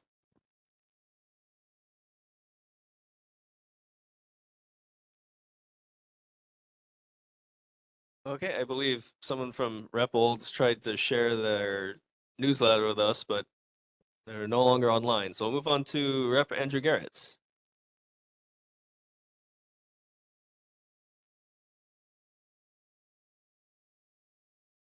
Okay, seeing no one from Rep. Andrew Garrett, we'll go on to board presentations and business. So as I promised earlier, we'll check in and see if we have quorum, and we still do not. We're missing one more. So we will go ahead with the first part, which is filling of 4 vacant seats. Oh, what? Harris. Oh. Oh no, wait, no, yeah, not yet. Yeah, okay. Yeah, so right, so we're gonna skip past the filling of vacancies and skip past the approval of written sum. Yes, Harris. Are we able to see if we can get quorum, or we tried? Because we have people that came here to. Right.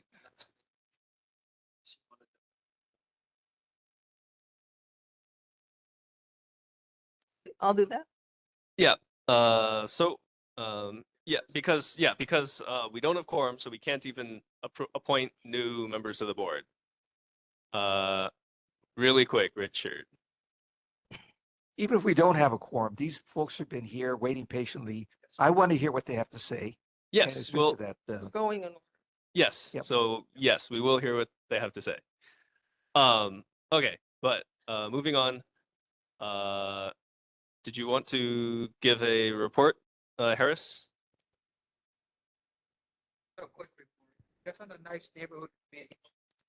Mike. Our nice you. neighborhood committee, our next meeting is set for end of the month, Monday, March 31st. And again, we'll be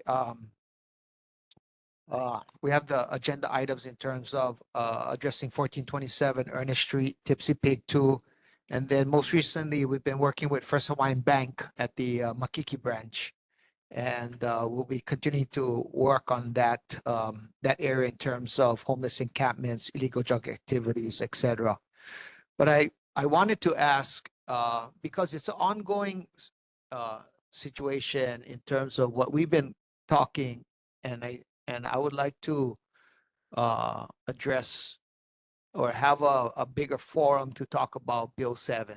And I think it's very important that the mayor, if the mayor can come, and then, I mean, and our actual city council reps, Scott Ishimoto, Tyler, I want them to come. And then also I want them to make sure that maybe from the mayor's office or the city council to invite Paul Lam and to have an opportunity to have a discussion, because we've been just kind of surfacing and touching. HPD has been doing a great job, and and we've been doing our best. But in terms of for the Nice Neighborhoods Committee, I see this is an ongoing, growing issue that is just getting out of hand right now. So I other than just having representatives join us, I would like the elected officials to be present so that they can really understand the impact of Bill 7, which the representatives on this call did not actually, it was these elected officials that actually pushed the bill. So we need to let them be aware of what's happening. Thank you. Okay, thank you, Harris. And Claire. Okay. Speaking of nice neighborhoods, gifts come in different packages. And for this nurse, I received a most wonderful gift of my career several months ago when I was invited to do a full day ride along with the core team. That's the Crisis Outreach Response and Engagement Program that's led by Honolulu Emergency Services Department. It was one of the most heart-opening days of my entire nursing career. And I realized at that point that as outreach members on the neighborhood board and our community participants here today, we should know all that we can about this core team and how to reach them and what resources are available. So the person who invited me to do that ride along was Deputy Director Ian Santi. Thank you again, Ian. And in return, I invited him to come and speak with us today. Thank you. Thank you, Claire. Thank you, board. Thank you, board chair, for allowing us to be here with you this evening. Again, my name is Ian Santi. I am the Deputy Director of the Honolulu Emergency Services Department. With me tonight, I have Kathy Higa, who is our acting branch chief of our specialized community medicine branch that oversees directly over CORE. And I have two of our CORE team members, June and Jericho. So as Claire pointed out again, CORE stands for Crisis Outreach Response and Engagement. It is the mayor's priority to address homelessness. We started off as a small program back in December of 2021 with 6 personnel. We've been in effect for over 3 years now, and we've grown. We have approximately 30 staff that works with us. We have emergency medical technicians, paramedics, nurses, physicians, and our community healthcare workers. What I want to emphasize to everybody is, again, CORE is not a Band-Aid. We are here to make a difference. We are part of a team of very hardworking nonprofit workers throughout the entire state of Hawaii. This is the first initiative that the government has put forth in addressing homelessness with creating a program like this.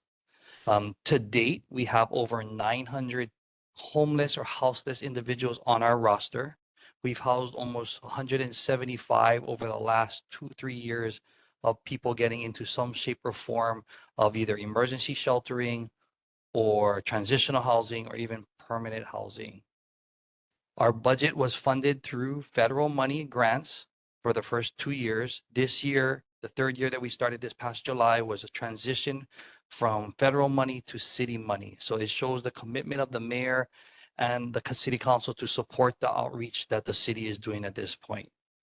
What I want to emphasize is, again, we are not an emergency program. Again, as the Deputy Director of Emergency Services Department, I oversee all of our ambulance services, our 911. I oversee our Community Health Services Medicine branch, which is CORE, and our Disaster Preparedness and Emergency Response. And I have our city's Department of Pre-Employment and Post-Employment Physicals. So as you can see, we are a medical department. 911 emergencies, you see an individual lying on the street that appears to need help, you call 911. CORE, and as Claire asked, you can reach us at Honolulu CORE at honolulu.gov, or you can reach us at 808-768-CORE 2673. So we spell it out for you like that. Again, 808-768-2673 or Honolulu CORE at honolulu.gov. Our individuals are different and unique to the situation out there because, again, we're not regulated by HUD money. We're not regulated by other opportunities. We don't bring in 5,000 people off the street right away, right? If you're not familiar with the homeless or houseless situation, there are individuals that are just down on their luck that get evicted or they don't have the funding. They're out of their house. Those individuals, we have a very easy time, and I'm using the word easy, to get them into a resource when there's space available. Then there's individuals that do not want to be helped at all, that live on the street for the last 15 years, that have been there and are perfectly fine. And then you have everybody in between. We've housed people as fast as 2 days, and we've dealt with people for over 465 days before we got them housed. We go out there as our title, Crisis Outreach Response and Engagement. We engage the community, create a rapport with the individual. So again, you may call us and you have some individual that's in your area. And it may appear to you that we're not doing anything because we came out there, talked to them, and we left, and that individual is still in your neighborhood. We're not there. What we pride ourselves on is, for the 3 years that we've been in effect, we don't work with law enforcement. We create the rapport by who we are with these red shirts on, without a gun, without a badge, without any other type of uniform, to make sure that we can build the trust of the individual to get them, because it is a vulnerable population. And we want to make sure we're able to get them to the resources that they need. They do have mental health illnesses. They do have drug problems. They do have a slew of background issues that we try to create so we can actually get them the services. We sit with them to get their birth certificate. We go to the Social Security office to get their Social Security card. We go to get a passport with them. We go and open bank accounts with them. There's a process. We get them information so that we can get them into some type of shelter and housing. So we do a gamut of things.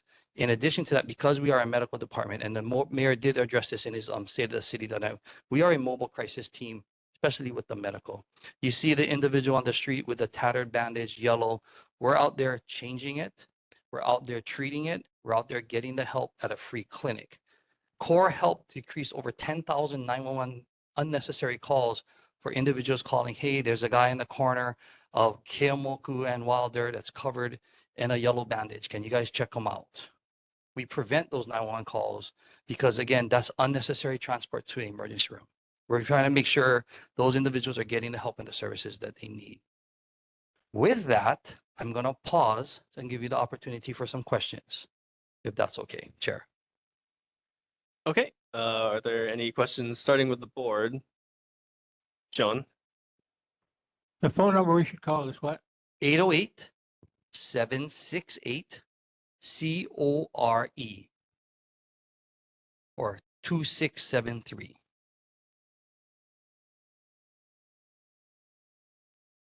Ian. Thank you very much for your presentation and helping to explain some of the services that you provide. My understanding was that last July, when there was the stream cleaning along Kalakaua Avenue of the Makiki stream, that you folks were heavily involved in many of the resources and outreach to the people who were living there. Was that correct? So what happens with those type of activities? Again, the city does have their stored property ordinance, and they do their enforcement for certain parts of the island and areas. What CORE does is, prior to any enforcement done in a particular area, we may go out the week before, engage the population in that area, speak with them, offer them services that we feel that they may need at that time, and inform them that there is an ordinance, an enforcement coming. When the enforcement happens, you will not see CORE on site. Like I said, we don't interact with law enforcement. However, we may be down a block or two down the street. When an officer comes up to an individual and asks them to move, they also say, if you want a resource, CORE is right down the street, or IHS is down the street. So yes, we are involved with all of those type of activities. Would you be some of the folks worth reaching out to when neighbors on Liho are concerned about Kanaha Stream and people coming down there, up there? Would you be is this the number to call? When You can call that number, send us an email, send us pictures. And just again, like I said, on our message, it says, you have reached CORE. We are currently unavailable. If this is an emergency, please call 911. Otherwise, we will get back to you in 24 to 48 hours. Yeah, so we will be happy to that. In addition, Claire did invite us here, and there was a concern about Ernest Street. So we did address that. We spent about 10 of our personnel hours and on 3 separate visits to walk around that area. And I do understand you guys are talking about Bill 7. So we did go out to that community and we looked. We even went yesterday and today. So maybe the time of day, maybe when we're going, we're not interacting or seeing the things that you guys see.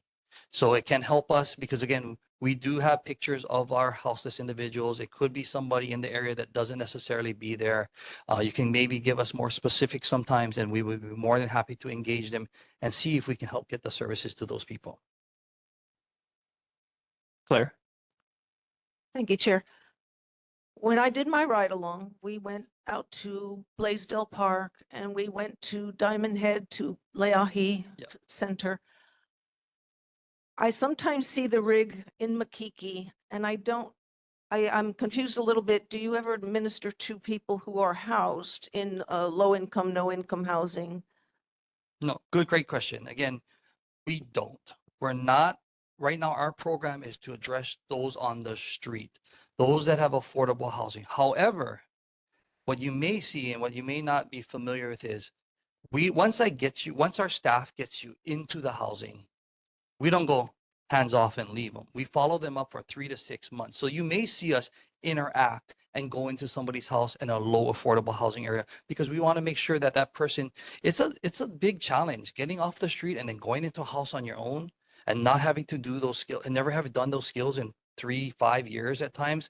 I mean, it's simple as just remembering how to brush your teeth, going to take a bath, getting your meals prepared for yourself, right? So we make sure that our commitment is, I may follow you today, I get you off the street today, but I'm with you for 3 years. So, you know, some of our greater success stories, our staff is great about getting these individuals off the street. We've gotten people into the university area. It's a huge success where we find them a house, we go to the Goodwill, we work with them, we work with other places to get them a bed, to get them a dresser, and we help them move it into their house. So we do that, but we are there primarily for on the street. We're not there to talk to somebody in the house, but doesn't say that we're not going to do that in the future, but our primary mission right now is to address the houselessness at this time. Okay, seeing no more questions to the board, are there any questions from attendees? Okay, if you could come up and speak into the microphone. I was curious, based on your experience, what percentage of that vulnerable population would you say are individuals who have mental health issues? And secondarily, when you're seeing that particular segment of the population, what kind of services are available? Are there services really in need for those that they're not drug addicts per se? They really just have mental health issues. It seems like we have resources for those that may need help with drug use, but maybe not so much with mental health. Can you speak to that? Thank you very much for the question. So almost 80 to 90% of our population that we deal with is mental health challenged as well as substance abuse challenged. So it goes hand in hand. And those are the individuals that have been on the street for that long. We have individuals that are actually routine, able to come to us to get a weekly shot. We have individuals that we provide medicine to on a regular basis. And we do work with various mental health organizations for that, as well as drug addiction or programs. But we need more. And the biggest challenge, and our mayor has said that before, is working with the legislature, working with the city council, working with our resources to find places so that we can get these individuals the treatment and the services that they need. When we are engaging them on the street, they are stable. When they are having a episode that is uncontrollable, that becomes a 911 call. So we are able to handle the immediate stable person, not the actual person that's having a mental crisis at that point. That's where they need to go to the emergency room. But there are services out there, but we do need more. I hope that answers your question. Okay, go ahead, June. You could give us your name and Hi, June. Decades. Okay, I have a question. You know Picoy and Lunalilo Yes. under the bridge. Yes. Okay, there's a one girl, right? Yes. You know which one? Okay. There's a couple, but yes. And start name such a thing. So we had to call several times because she's like. if you don't mind bringing the mic closer to your mouth. Thank you. Sorry.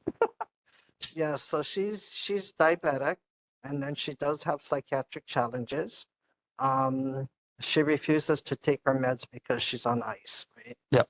So my question is, because this has been going on for like maybe 5 or 6 years with her, how come APS cannot get involved? No, and that's a great question. So there is a system, the mental health we work with. There are ways to get an individual court ordered. There are ways to get an individual not necessarily arrested, but taken to the hospital for a mental health evaluation. The challenge with that is there's a process, and it appears sometimes as we talk about government, our government does move slowly, but we actually are working, and there are processes that go in place to get individuals help. Part of it is also to the individual's competency. For us, we may feel that an individual on the street not being able to do anything because they're living on the street, but when EMS arrives or HPD arrives, they are very coherent and able to answer the questions. So it's working together and finding the ability to encourage and engage the individual to get the services that they need. Oh, okay. I'll recognize Richard, and then we'll close it out with Claire. So, Richard. Yeah. I just want to thank you folks very much for the work that you're doing. Our church is right on the edge of Chinatown on Smith Street. Before that, we're in Nuuanu, Beretania. And we've been there for like 20 years now. We've had homeless people come into our church. We've helped them the best we can. But we've seen a tremendous improvement. And I want to thank you folks for being part of that solution. We So appreciate thank you the very support. much. Thank you very much. Claire. Okay, I could cry when I think about my ride-along day for what you folks are doing every day, and I hope your presentation gave light to the community and the board on what invaluable service your team is providing. And I want everyone to please give a giant round of applause to the core team. Thank you very much. Thank you so much for presenting tonight. You're welcome. Thank you very much. And you can call us back anytime and we can talk some more. Thank you. Thank you very much.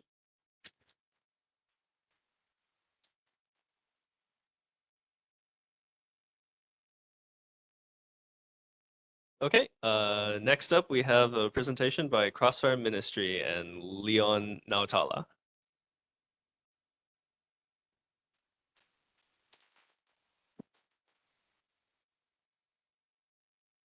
Good evening, Chair and board members and the community. We're Crossfire Ministry. I'm one of the servants there for our ministry. I have our director here. I won't pass out these stuff and he can share more about. This is my first time coming to a board meeting. Good evening. Good evening, everyone. Chair. Just want to say, thank you for this opportunity to share who we are. We are CFM. I'm just a representative for CFM Crossfire Ministry, and we are basically right down the road on 1418 Kiwalo Street. We occupy a building there, and basically, we pretty much do the same thing. Our ministry is to help men and women that are struggling with homelessness, addiction, mental illness. We have the same purpose and the same message as SCORE, but not as, elevated and far distinguished as them, but we're getting there. Right? We're getting there. And we are a faith-based ministry, nonprofit, and we want to work closer with the community. We passed out some of the flyers so that you guys can get as well with the community. And if you never get one, you didn't get one, I apologize. But if you need one, get one of our staff members to hand those out. Basically, we have to be active in the community, to get involved with the community. We want to be, some of our guys are actually planning on joining the board. And we just want to get active in our community. I lived up here several years ago, right up Thurston, right? And I love this community. I used to come here, play basketball with my kids, skate at the park. So I know what it's like to be a proud member of this community, because I used to play right here on this field. And to give back to this community and to be back and see what's happening and how we can make a difference, how we can stand in the gap and make this community better. Because I used to walk my dog along the graveyard and up and down Wilder. And it's a beautiful place, And if we can help make this place a better place, thriving again. And we want to be a part of that. Our ministry wants to be a part of that. And how we can be active and kind of come in partnership with everybody that's surrounding this community and the board and the police department and fire department, or amazing job, And if we can do that, it'd be such a wonderful thing, experience to take part of. Thank you very much. Hopefully we'll have quorum next time to actually approve people and appoint them to the board. Yeah. Okay, we'll have starting with questions from the board. Joan, did you have something? Okay. Ian. I just want to make a quick comment. Thank you so much for your presentation, for sharing the materials. Our community vision statement specifically highlights wanting to be a community where all members are valued, including the least fortunate. And, I think this board's always strived to be very inclusive. In the past, we've seen sometimes when people moving towards transitional housing, issues related to noise and littering. So it's really heartening to see that you have really strict rules that you're putting out at the front end, because I remember last year, I think almost every board meeting we were getting updates about certain other homes. So thank you very much for, trying to be respectful, good neighbors. Thank you for that. Okay, are there any further questions? Claire, then Chuck. So Claire. Thank you also for presenting tonight and for making me smarter about what's available in the community as far as resources for people who need particular assistance and support, and how to get them involved in it. Thank you very much. You're welcome. Chuck. Yes, thank you for this great service that you provide our community. Can you, I don't know if I missed it, but could you just share a little bit about your facilities and, what you Sure. have to offer? Like if I was to go to Sure. your facility. So basically, we taking people that has mental health, coming off of drug addiction, homelessness, and we set them up pretty much like what CORE just did. We go in, we take the time. My wife is actually the director. She sits in the office and she sits down and she does assessments and she sees what's needed, and the rest of our staff that are here. And we go out and we help them get their Social Security, the ID, whatever is necessary for them to move forward, medical insurance, we set up appointments for them, help them, kind of guide them along the way. My wife even get them jobs. For some of them, they get mental health. There's Lanakila that helps and they have these services where they hire people with, you know, a disability. And so far, I think she's gotten 1, 3. I know 3. 2's just waiting, but she got one person a job already, and he's working there. You know, Matt. Oh, Matt. Yeah.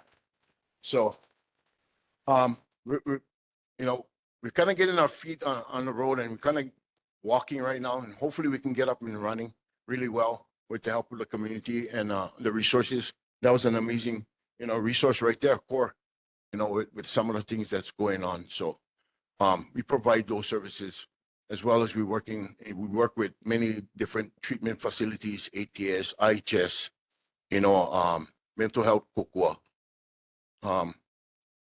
many of the shelters. So we're pretty much getting our feet involved, our hands involved with the community and island wide with the services that are out there that we can help these individuals with. So kind of excited about everything that's going on. Yeah. Claire? We all know that there is we just don't have enough mental health care professionals in the state and on the island. So are you partnering with IHS and et cetera and sharing resources to get people the support they need? Great question. Absolutely. We partner up with mental health, Kukua. In fact, we have several men and women just in our facility that works for mental health, Kukua as well. And I'm close friends with a lot of the counselors and administrators at IHS. So we kind of communicate and we trade back and forth and we see how we can help each other with the clients that's involved that needs help, specific areas. If we can, we'll do what's possible to get them the necessary treatment that they need. Yeah. Welcome. Okay, are there any, oh, okay, Richard, and then we'll What is your name? go to. My name is Matt Ako. Apo. Ako. AKO. AKO. Yes. And then Chair, can we have this person that's been here, and I just want to hear what he has to say. He wants to be on the board. He spent all this time here instead of having just, you know, sometimes I feel like if I were to come to this meeting, to sit here for 2 hours and then walk out without saying anything when I wanted to say something. So please, can we invite him up to the mic? Yes, absolutely.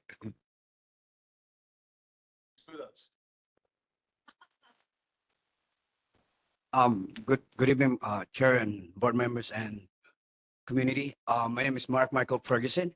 I am part of Crossfire Ministry, also as a nonprofit, and also I was also part of Hahoko Impact Center, which is located at right across from OCCC, 531 Puhali Road.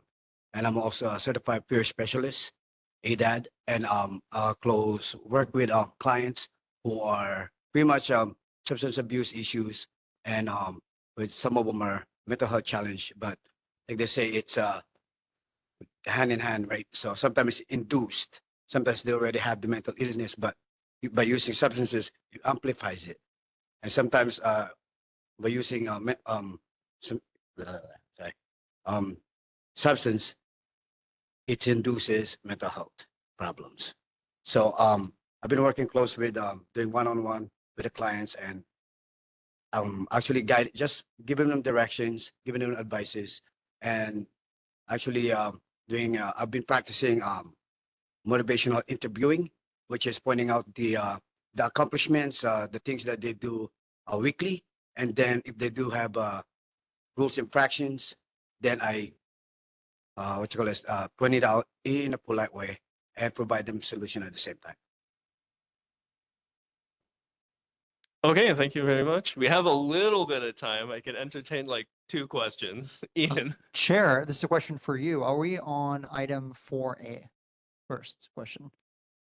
The filling of vacancy? Oh, no. So Okay. under what item is the gentleman speaking under? Yeah, he's I part see. of, Okay. yeah, Okay, Crossfire thank you very Ministry, much. yeah. Okay, seeing no questions, thank you very much. All right. Thank you, guys. Yeah, and I look forward to seeing you next month. Sorry about Was not having wondering, quorum tonight. Yep. Can we be a part of the neighborhood watch patrol? Dr. Harris. Okay, and thank you. Chuck. Okay. And now we've arrived at the resolutions, which we can't pass because we don't have quorum.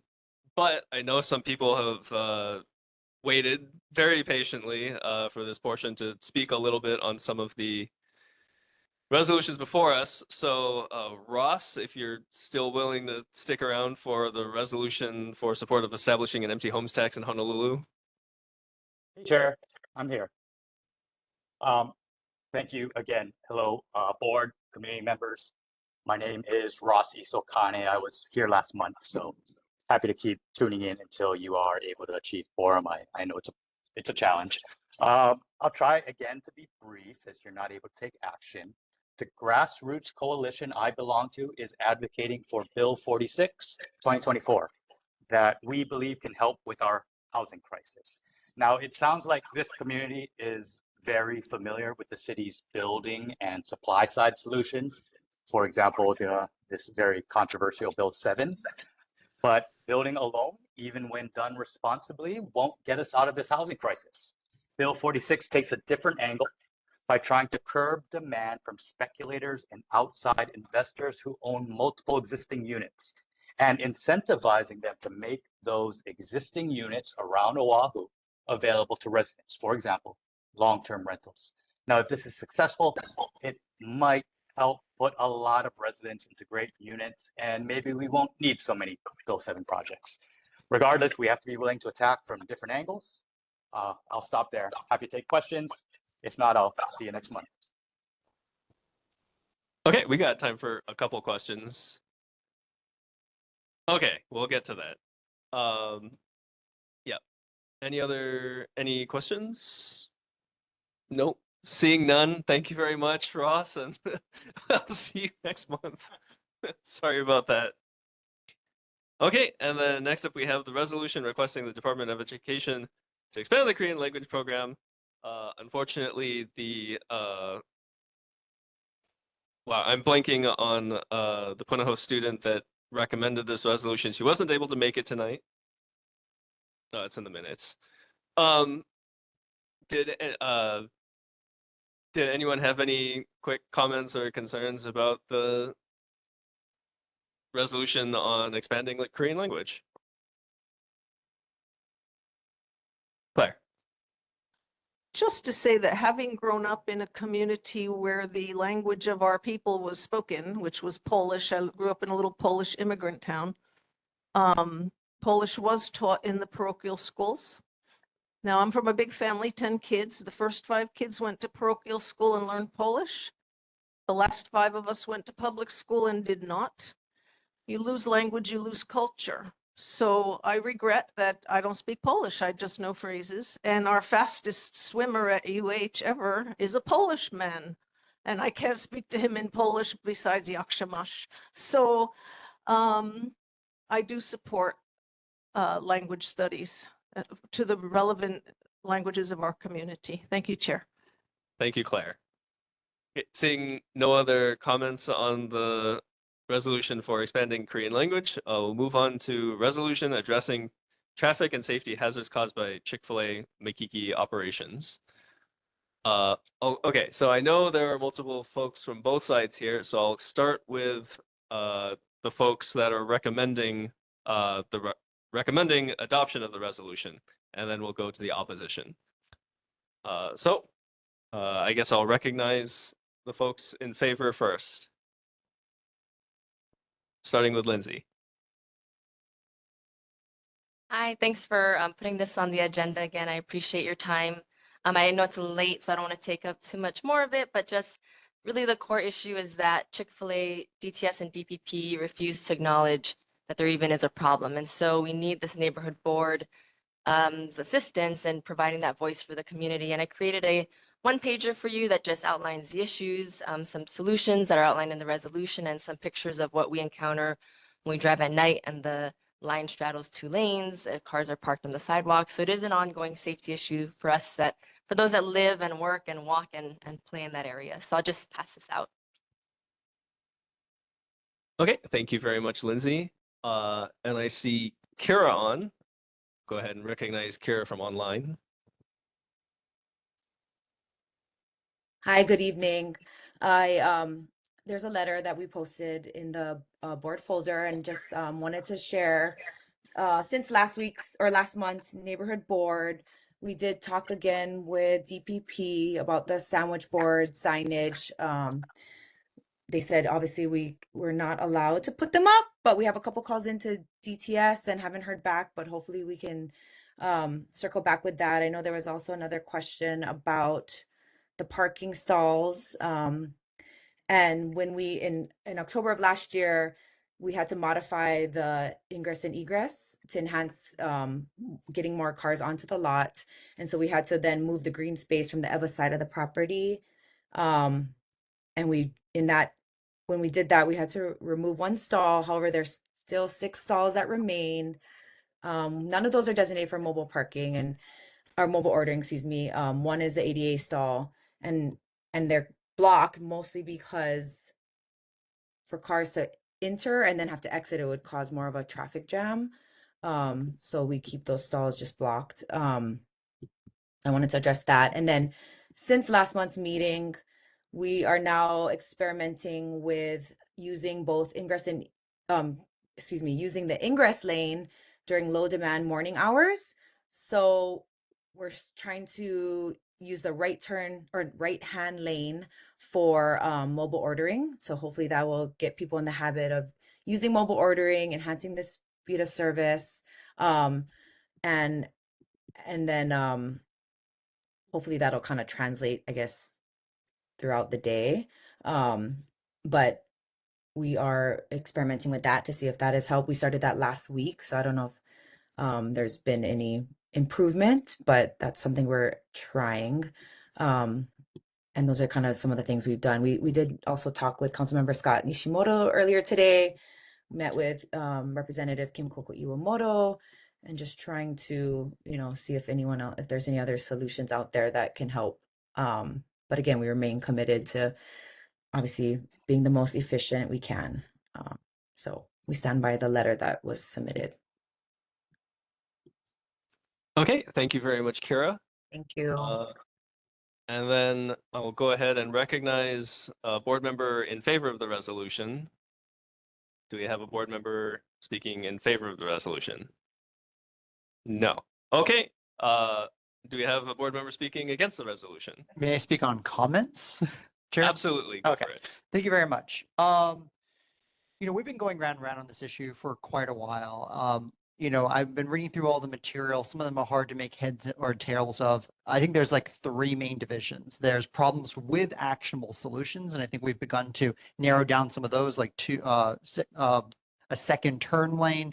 There's problems without actionable solutions, and as we just heard from Chick-fil-A, there's actionable solutions like the sandwich boards with problems. Like, we can do this, it'd be great, except you're not allowed to do it. We've been having trouble recently with having quorum on this issue, but I think for the simple things that we've been hearing from DTS about what they see as not within their purview for doing, and the fact that DPP seems reluctant to want to do any actions after the structure is built, I'm starting to wonder if it might be more workable to start thinking of outside the box solutions. Everyone here knows I like resolutions. I think I've written almost half the resolutions that this board has heard, but I also like a little bit of elbow grease. And I'm starting to wonder, when I look at the drivers along South Baratania who pull up for fast food, I see a lot more aloha at like Taco Bell. I see them being a lot more aware of not blocking the drive-ins and people wanting to leave and come in, and I don't see that around Chick-fil-A. To that end, I'm not sure on that part of the problem how much we can hold Chick-fil-A personally responsible. This seems to be a bit of a changing of behavior of the driver. So I'm wondering if we might do well, especially as we're waiting around to be able to pass any resolutions, to maybe reach out to the media directly and highlight this issue again. We've seen some action there. We can maybe, go out with some of the residents, do some sign waving, telling people, hey, drive more aloha. When they first opened, Chick-fil-A include a little note with their food saying, please don't block these areas. They've since stopped doing that, which is understandable. Maybe we can ask them to temporarily do that again. Maybe we do all these actions, we create a little more of a culture of not blocking the driveways of people trying to go home and go to other businesses. Just some thoughts for things this board might be able to do while we're caught in this deadlock of not being able to pass resolutions. Thank you, Chair. Thank you very much, Ian. Hmm. Okay, are there any, I guess I'll go back to the, just opening it up in general, since now that we've had comments. Or would you be speaking in favor of the resolution? Yes, okay, come up. And speak into the mic, please. Thank you. Deborah Uemura, and I just want to make it clear I'm a resident at Queen Victoria Residences, and we've been following this issue since Chick-fil-A first filled their permit. So one of the things that we'd like to be a good neighbor about is making sure that customers are aware of the issues and the safety issues that are surrounding that. I was able to find this online. It's from the Department of Transportation Services in the City and County of Honolulu. And it talks about how to avoid citation-free parking. And I was wondering if maybe this was something Chick-fil-A would be open to passing out. I'll be honest with you. We do have a safety committee, a Chick-fil-A committee that I'm a member of at our residence. But we haven't heard from anybody at Chick-fil-A. They do not respond to us. I've walked over there and they've been in meetings. So I see them. I know Zane. I know, we see them. So we'd like to be a good neighbor. We want to participate with them. We want to be able to purchase products from them. But we need to come up with solutions where we can all coexist. So for me, this may be one solution that we can work on. I will tell you, I'm all for creative solutions. Mobile ordering, I can't tell you how many times I've almost been hit because people are on their phones in their car doing their mobile order while they're waiting in the Chick-fil-A line. I do not support that. Thank you. Okay, as Chick-fil-A and its staff is directly referenced, I'll give Kira an opportunity to respond.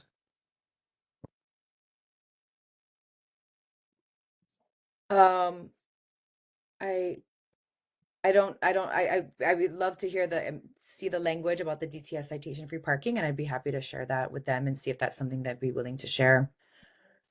I don't know. I'll have to look into it further. Okay, thank you very much, Kira. Claire, Thank you. and you would be speaking. Thank you, Chair. Just following the comments here. Various things have been tried. There's really nothing new on the table here. They even had HPD out there directing traffic and cautioning people. But as far as this board is concerned, I would like to see us get the safety committee of the condo and the Chick-fil-A people sitting down together and talking this through. It seems there's non-communication between the two parties. And maybe you all could iron something out, and the safety committee could stand and sign wave, don't block our driveways or something.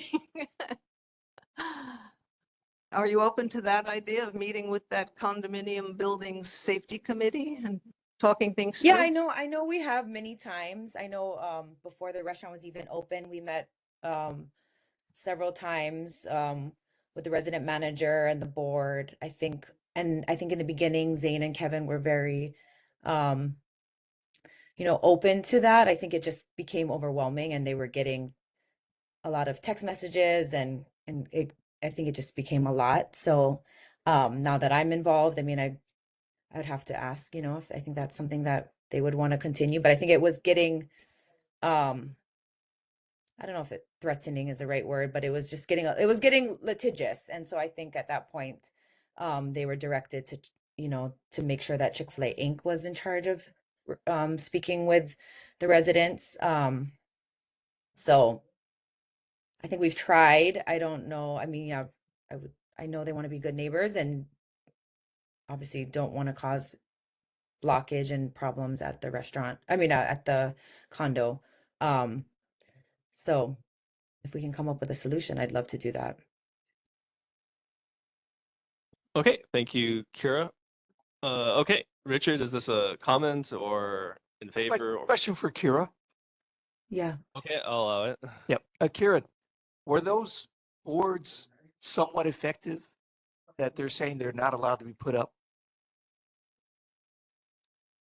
Were they effective, the A-frame signage? Yes. I mean, I don't know. That'd be a great question, I guess, for Queen Victoria if they saw that. I know it's a matter of just like DPP saying that we're not allowed to put temporary signage up, not on our property. So I'm not sure how effective they were. I think, Okay. you know, obviously I would imagine multiple signage would be helpful, but I'm Okay, not sure. well, I guess, Richard, the question is more directed for QVR.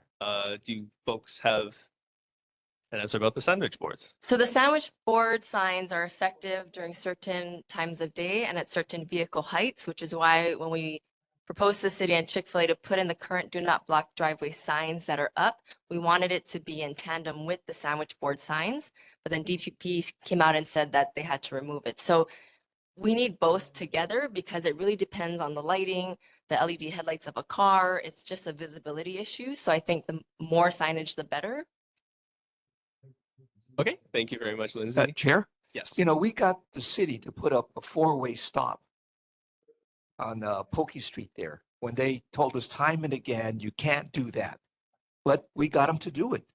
We can get them to put up the sign. I mean, we're not, yeah. If we can get them to put up a four-way stop when the director comes here and says, I'm sorry, we can't put up a four-way stop. It's illegal. It doesn't qualify. And I'm willing to vote for that resolution, even though I think last time I can't remember, I either sustained or voted no against it. Yeah, you make an excellent point. Certainly we can examine that at the next board meeting and hopefully we'll have quorum to actually pass or shoot that down. But it certainly seems reasonable if QVR says it worked. Why not get DPP on board as well? Okay, so going back to the for and against. So we did just hear the for. Is there anyone against the resolution? Seeing none, we'll go back to the for. Thank you, Chair. My name is Christian Chambers. I'm also a QVR resident. I just wanted to say a couple of things. First of all, the point that you just made, I think, is the key point of this resolution. I know we can't vote on it now, but I would like to plant the seed because there's going to be quorum hopefully next time. This resolution is simply asking people to talk and be involved and try to do something to fix this problem. It is a real problem. You hear the Chick-fil-A representative talking about it being overwhelming on their end. That's because it's overwhelming on our end too. It's overwhelming issue all the way around. There's not a single solution to this problem. It's going to take a few different things, but there needs to be some kind of working on it going forward to make it happen. I think everywhere everyone's gone to try to get something done, it's been told why you can't, why there's problems and whatever it may be. I think part of that is that there's a lot of issues out there. We've talked about a lot of things tonight that are going on. And a resolution like this can really help to show people that this is actually an issue that needs to be addressed and dealt with. The good news for the board here is that there are folks out there willing to do the legwork. I think they just need a little bit of help in the form of this resolution, recognizing, hey, this is an issue that needs to be resolved. And it does. It needs to be. I looked at the handout that's going around. You see a lady pushing a stroller through the street because the sidewalk is blocked. I mean, that can't be the ballpark of what's acceptable around here. We got to do something to fix that. And there are ways to do it. Chick-fil-A in the mainland handles things. They do things. They have job descriptions for people whose job it is to help with these situations. And for whatever reason, it's not happening here, but we need to keep working on it. And I think you folks can provide a real good push in the right direction and really help that out when we have quorum to be able to pass a resolution like this. Thank you. Thank you very much. Okay, and I believe we're running out of time, so I'll close that here. I'll give, since that's kind of ending on a statement in favor of for, I'll give one more opportunity. Is there anyone to speak against the resolution? Tom? Thank you, Chair. No, not to speak against, but if I may offer just a couple of quick comments here. I have not seen the language of the resolution, proposed resolution, but would be very much in support of the efforts of the residents in dealing with this. The two comments I would offer very briefly are in approaching the Department of Planning and Permitting, what you also need to keep in consideration is the opportunity to ask as a condition to be added the formation of a committee, if you will. And what I mean by that is an obligation on behalf of the business owner, in this case Chick-fil-A, as this condition was placed on Mary Knowles School when its community center, in other words, gymnasium and other facilities were added there at the corner of Alexander and Dole. That committee met for years after during and after construction in order to consistently deal with issues that arose. This is a situation in which a continuing condition for the permits there might be something that would support that conversation. The second thing, very briefly, is simply the context of this discussion as it relates to Chick-fil-A is also very important because down in my portion of the neighborhood in Makalimu Iliili Neighborhood Board District is the ongoing development now of the next Chick-fil-A at the former Coco's and Honolulu Coffee Experience site at Kapiolani and Kalakaua. So how these traffic issues are dealt with in relation to some of these places that needs to be dealt with corporate and otherwise by Chick-fil-A. Thank you, Chair. Thank you, Tom.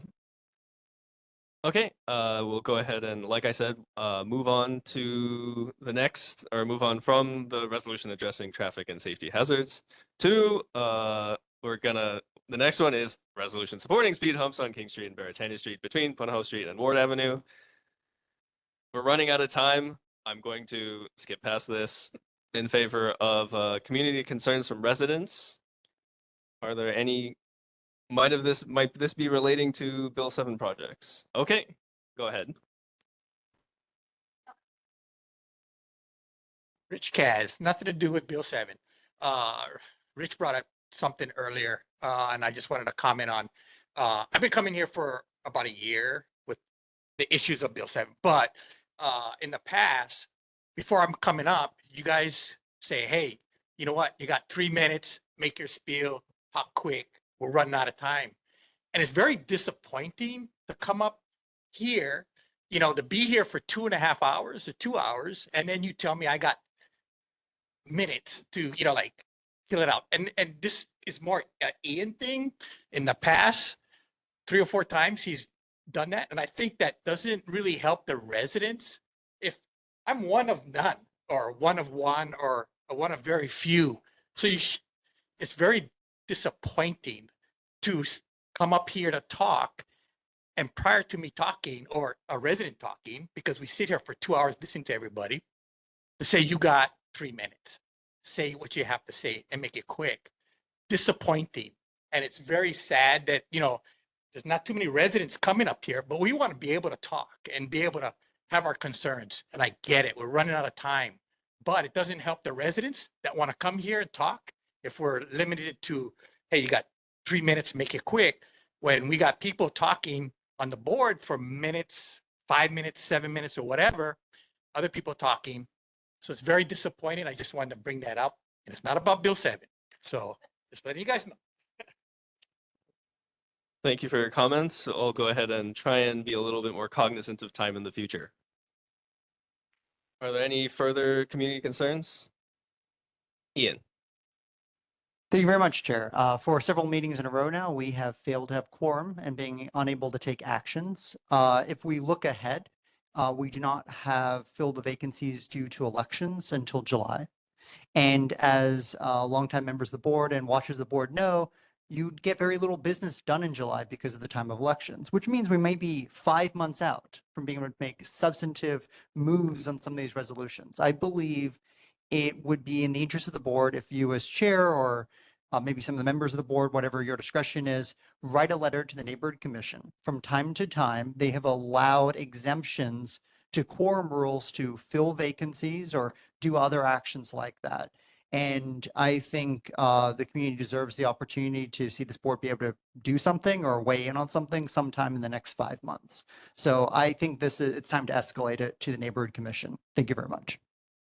Thank you, Ian.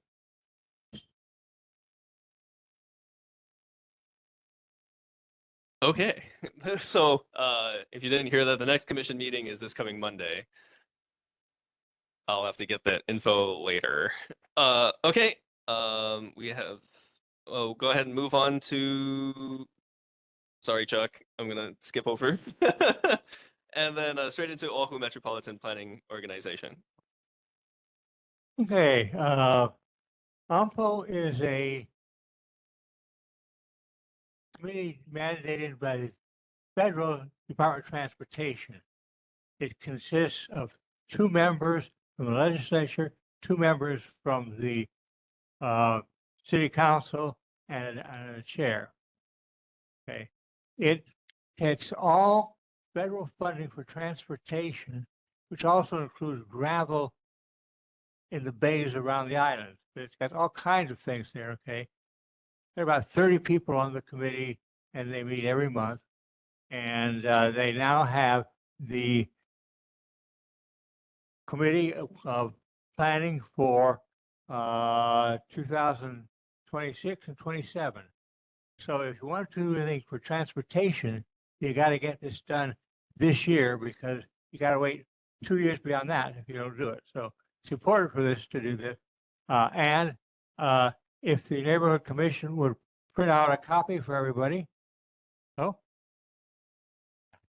send a copy of to everybody of that. Yeah. Yep. Okay. Yeah. Yeah. Well, what? Yeah. Okay. So anyway, and they're not a very efficient organization. I worked with them several years ago, but they are very detailed about what they do, and they also bring any transportation problem we do here. They will look at it. Did it happen in Minnesota? Did it happen in Paris? So they've got a wide range of different solutions.